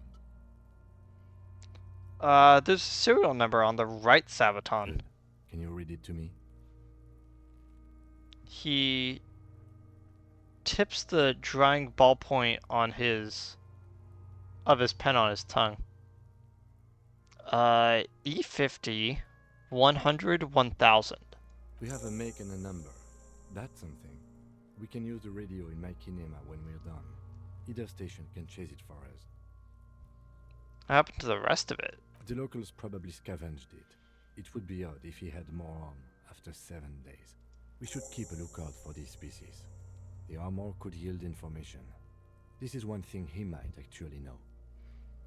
Maybe he was just wearing these boots and no rest of the armor? No, I think he had something precious underneath the clothes. They had to remove the jeans and shirts we found to get to it.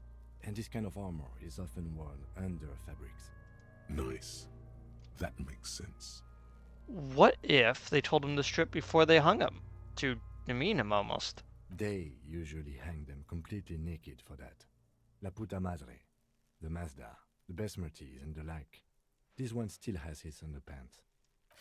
Fucking talking about underpants. Clearly, Kuno would like to interject something here, but there's not enough for him to hold on to. This feels dangerous. Are you sure? Yeah, grab the boot under your arm. The stench fills your nostrils. As you push downward, an ominous creaking sound comes from above. Stop! Pig's gonna pull his head off. Brutal! Lieutenant, you seem distressed. Why? You're about to pull his head off. Do it, homo!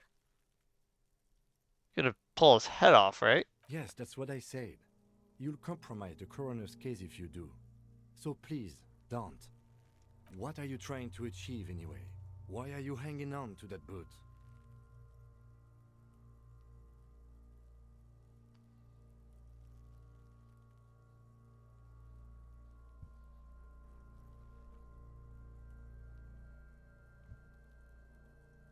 I just said they're expensive, and I thought I could pawn them for some lucre. For a full set of armor, I wouldn't blame you. But these boots are hardly worth a disciplinary hearing. There are better ways to pay a hostel bill. Besides... It's hard to get a read on the lieutenant. What would he do if you stole them? Would he report you, or not? Surprisingly, you feel like he probably wouldn't. There's no way you're getting them off. All the organic matter in his body has been flowing down into the boots. They are fused to his feet now. Why do you think the locals haven't scavenged them yet? You're sure there's a way to peel them off, but first the body needs to be down. And second, it would probably be better if the lieutenant wasn't around. Sounds like a plan. The anticipation makes you crack your fingers. Feels nice. Nice and cracky. What's gonna happen to the boots then? Processing will take care of them. With the situation in the morgue, it will yield nothing. But we must pick our fights. Should we continue? Yeah. The cadaver slowly twists on the cargo belt, his torso covered in tattoos, and extremities blotched pink and blue. The hangman's knot is pulled tight by the weight of the corpse below. Yellow, hard-edged polyester cuts into his neck. Above, a sliding buckle ties the belt to the branch. This is a steel-reinforced cargo lashing belt, big brother of the regular cargo belt. It's used for tying cargo under 6-rotor airships. Don't ask me how I know, but this is a lashing belt used for airlifting cargo. Airlifting? I thought it was used on lorries for strapping cargo to them. Apparently this is the reinforced kind for air transport. My brain tells me so. The local harbor uses 6 rotors to shuffle containers around. I get the sense they use whatever was on hand, without paying much attention to not incriminating themselves.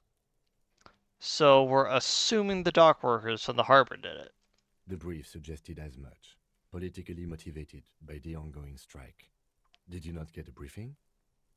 Yeah. Then you should ask me the first moment we get.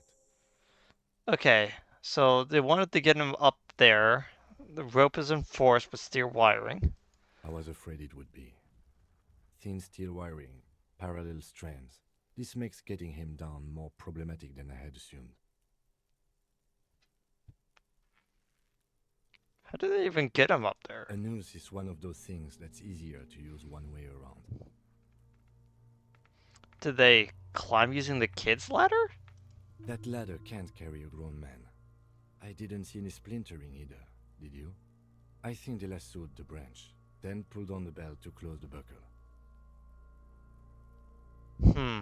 The cadaver hangs from the cargo belt, limbs limp and torso covered in tattoos. An intricate web of blue lines stretches across the torso, from the right shoulder to the solar plexus. Each time they intersect, a small white star is formed in their crossing. Hundreds of fading asterisks riddle his skin. Their concentration is highest around his heart. His corpse is marked by stars. What will mine be marked by? Alcohol and heartbreak.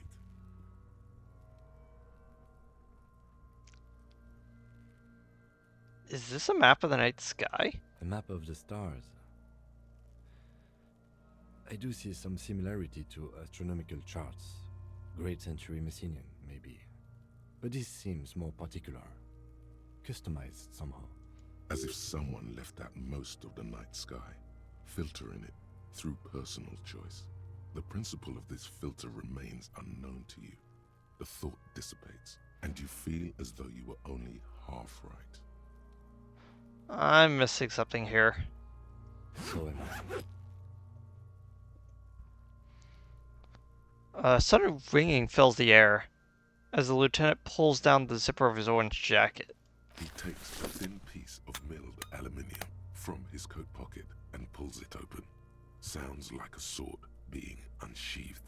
A small lens appears. Some sort of camera. What's that? A Trigger Sunshine. Mini.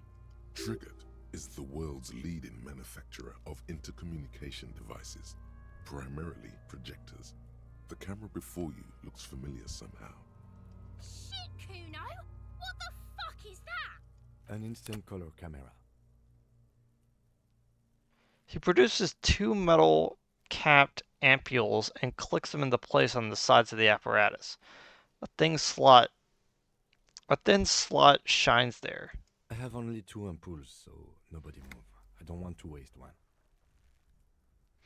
He points the camera at the corpse, peering into it. The lens needs adjusting. Then A sound, a shrill flash, followed by the breaking of a small ampoule of glass. You see streams of color pour onto the thick, glossy piece of paper, rolling out. In case we need it. he shakes the paper, letting it dry in the cool wind. On it, a color-perfect copy of the dead man's tattooed chest. Cool machine. Yes, it is pretty cool, isn't it? What do we need this photo for? It contains insight to the victim's person. By his build, I'd say this was a man of physical violence. The story he wanted his body to tell was important to him. It is his letter. To us. Someone should decipher it. We'll need to show it around. Can I have it? I should look at it later without the corpse smell. Sure. Just don't lose it. He hands you a piece of rolled up photo paper. It's no larger than a pack of cigarettes. The glossy-eyed corpse looks by, his mouth mute and his skin as colorful as the chemical rainbow on the photo paper, teeming with opportunistic organisms. His eyes are milky white and blind to the world, protruding comically from their sockets. There is no one home, just subaquatic terrors there. Dark brown hair grows on his head. His face is ready to explode from the organic processes inside. The death's head grin has passed. What remains is an unrecognizable mess. Underneath the curdled meat there is an expression, not carried on his features, but below, inside, an expression of pleasure. This man was experiencing joy at the moment of his death. Tell me, who are you, dead man? I'm gone. Where have you gone? Into the wild pale yonder. And where is that? In the past, way out in the west. Well, I can see you're gone, but who are you? I'm a joke. Look at me. There's nothing funny about you. There is nothing funny about jokes either. Well, who were you when you were alive? A killer. A motherfucker. And a killer. I have another question for you then. Go ahead, Coppo. What is happening here? What do you mean? I mean, I'm talking to you. It's the power of your imagination. Yeah, man! Don't be crazy! Inanimate objects and dead people can't really talk to you. Your wild imagination is doing this. Ask some more of those questions you love so much. He loves those. Why do I love questions so much? Because you're a copperoonie. Look at all of them go. Do you want more questions? Yeah, give me questions. Here you go, you loony. Why do I feel like I've forgotten something terrible? Because you have. Why is my name Rooney? Fuck no. You're no Rooney. Rooney is obviously not who I am then. Between you and me, your name is probably Harry. I feel like I've been getting a lot of Harry lately. You might be onto something there. You stink and you're boring. Do I remind you of someone? A child born with Muller's disease, harlequinism, grown up miraculously. A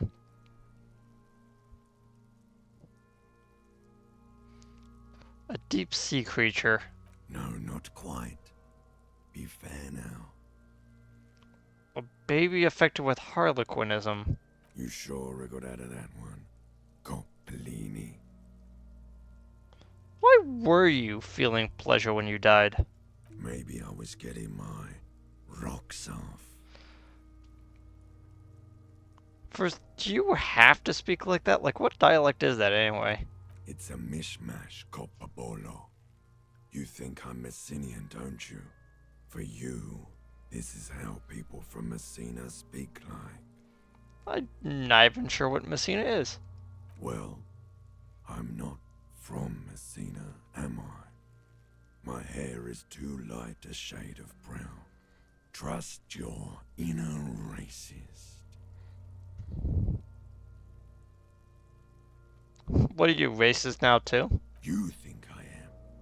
You think I was a racist because this lump looks military and has tattoos. That's called profiling. So you were feeling some sort of arousal when they were hanging you. Do I look like an erotic auto-asphyxiation type to you? What even is that supposed to look like? Captain Coppadromo, I fear we are drifting away, fixating on sexuality again. Let's go with a simpler question. He didn't choke himself. You know it. Oh, okay. Come back later, Coppo. Amuse yourself with my frank manners and my memento mori features. If possible, also, see me in your dreams.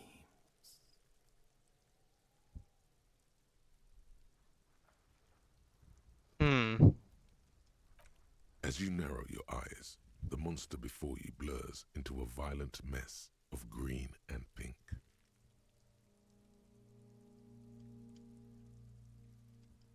How should I know why you are whoops. squinting, officer?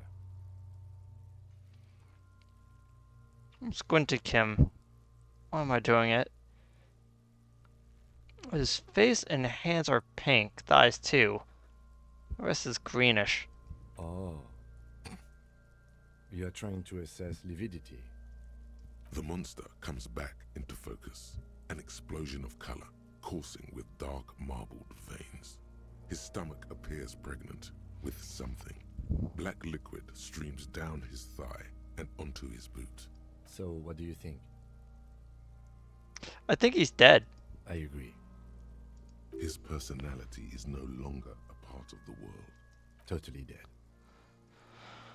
Well, no longer stores his personality in its composition. There was a time for that, and it ended 7 days ago. That sounds about right, yes. Something is coming out of him. A pool of blood and feces has eaten into the frozen mud below the man's feet. Purge liquid is dripping into it, drop by drop. The victim appears to have contained no more than half a kilogram of digestion at the time of death. The fuck he's saying? Talking about shit.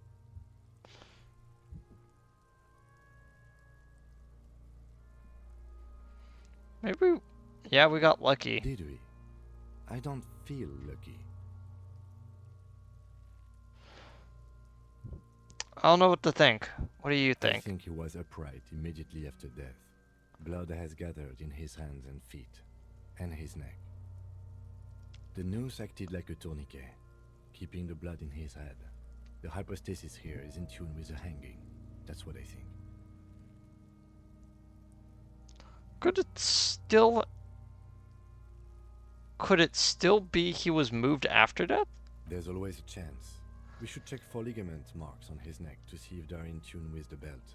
We'll have to get him down first. I mean, he's beaten up. I do. Most of them are post-mortem. Maybe even all of them. The delinquents have made our jobs harder with their little sport. Stop talking in riddles, coin slot. He means you fucked him up good, Kuno. Fucked him up brutal like.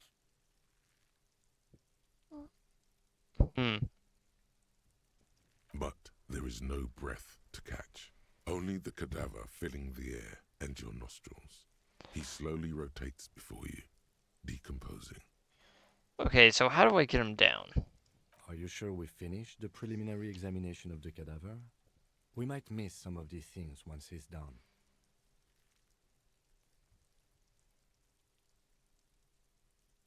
The cadaver slowly twists on the cargo belt, his torso covered in tattoos. Of course.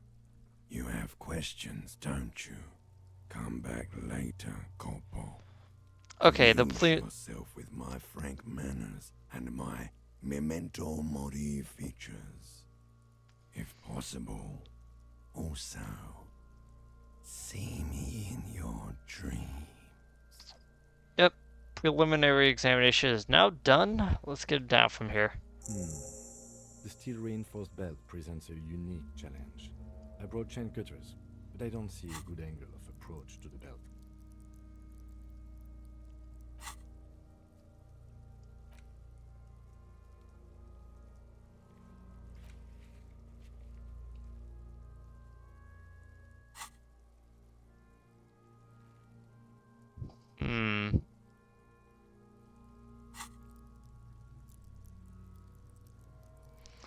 You know what? I'm actually gonna put 1 point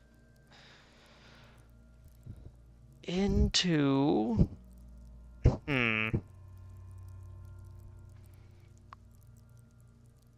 Yeah, I'm gonna put 1 point into, I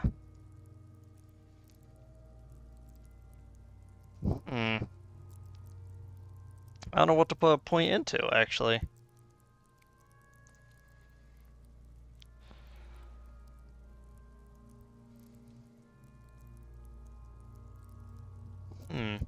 You know what? I think I'll hold on to it until I need it for something. He doesn't actually think the challenge is unique. He thinks it's frustrating, annoying, and harder than he thought. The cadaver is a good 1.2 meters up. Neither one of us can reach the belt without assistance. And even if we do, there's the question of cutting the airship strength material.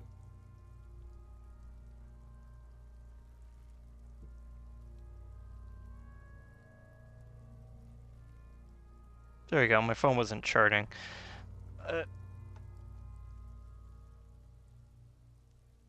Seems like a lot. Could we shoot him down? Yeah! Bang bang time, pig! Shoot his head off! How?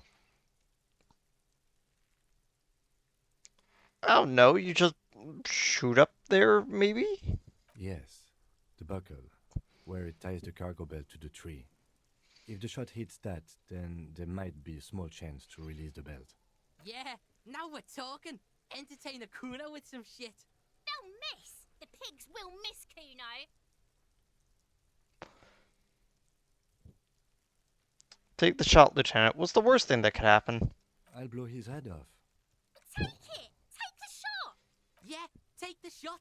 Kuno wants some of that shit. Silence. With his elbow sharp, the lieutenant unzips his jacket and produces a lightweight firearm. He drops a paper cartridge in the barrel, separates the scouring stick, and gives the cartridge 5 tucks. That's a Kiel A9090 Armistice, mass-produced muzzle loader, ascetic, frugal, one of the most common firearms in the world. He then steps back and assumes the fellow's desk position, taking aim. The corner of his eye twitches. His finger is on the trigger. He's gonna fucking miss. The kid's voice is drowned in a shrill blast that echoes off the walls of the surrounding tenements. A cloud of smoke slowly parts in the air as the lieutenant steps back and says to himself, God damn it. He feels bad about his eyes mostly, just having bad eyesight, probably from a young age. Whatever you do, do not console him. Fucking idiot! Mukabat asshole! Kuno could have hit it easy, but then Kuno's not fucking handicapped, is he? Try again, maybe? No, we are lucky as it is. We didn't break anything, and the victim remains uncompromised. Any more mistakes could put us in an unfortunate position with the locals. We have eyes on us. I didn't do us any favors with that. It's okay, man. Kuno's sorry too. Kuno feels sorry for the Beano Cloud. The lieutenant doesn't say a word, just looks at the gun in his hand. What now? I have to say, it's beginning to look unlikely we can get him down without assistance.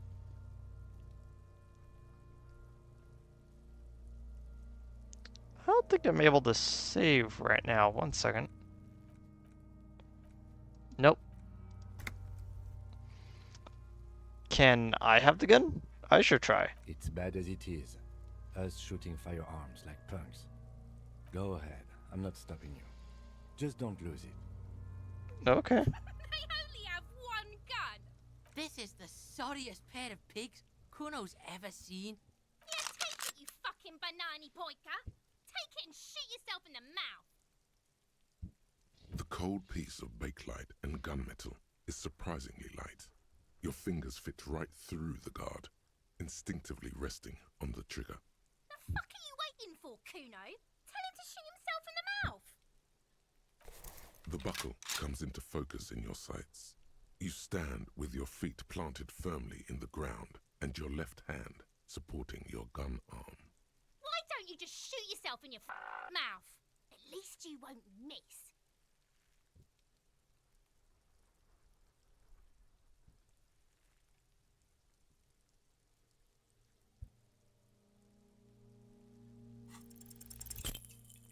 Dang it.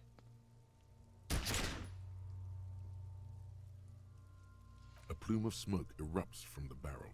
Your hand goes numb from the explosion. With your ears still ringing, you lower the weapon to see what happened. You missed the belt, but hit the corpse straight in the chest. Bits of ribcage protrude from the skin. No blood, only a murky sludge dripping down his belly. The sudden stink makes your eyes water. Oh my god, he's gonna fucking cry. I knew it. What a mulko.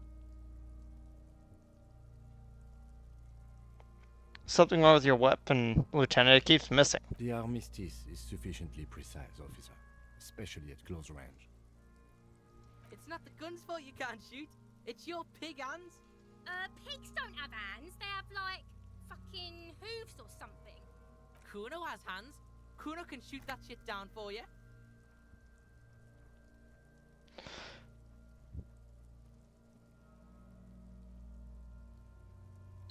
It's preposterous. We're not giving you the gun, kid. Preposterous! What are you, a fucking Earl? We still need to get him down somehow. His tone is growing tired, and the stench is making him turn away from the corpse. But how? The bad way. The way I didn't want us to. By asking the harbor for help. They have the tools and the men. If they put him up there, they can take him down too. Well, won't it be dangerous? To ask the suspects for help with the victim's body? To be indebted to Everard Clare? Very much, yes. Which is why I would have preferred us to handle this ourselves. Clearly we can't. Suck my dick, bitches! Who is Everett Clare? The leader of the Everard. Union. A dangerous and corrupt man, from what I hear. You don't want to owe him much. Yeah? Don't go being someone else's bitches. You're Kuno's bitches. So how do we get inside the harbor? From the gates, by negotiating or fighting. I'm unenthusiastic about fighting. Or we can try to find some secret third path. It's unlikely though. To the gates. Let's negotiate. Let's get to it then. Getting the body down. Okay.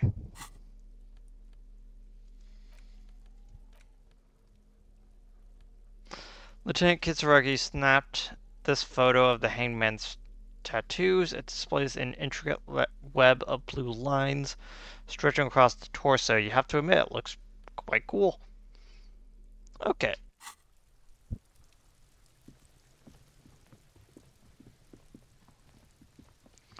So, we are almost at 4 hours, and I think that that is a good place to stop.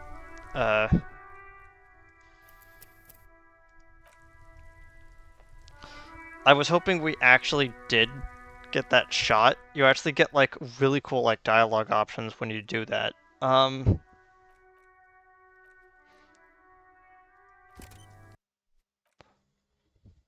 But yeah, this is a really cool game. I'm gonna like doing this. I'm probably only gonna play through like one playthrough of the actual like story. Even though I probably could play through it multiple times. I do kind of want to get to the end for my own like assurance that I have seen it, but that's gonna do it for all today. It's not going up this week. It's yeah, I'll just set the upload right after I'm done streaming, so it'll probably go up later today. I'm gonna take a quick nap and then head to work in a few hours. Anyway, I'll see all y'all next time. See you later. Goodbye.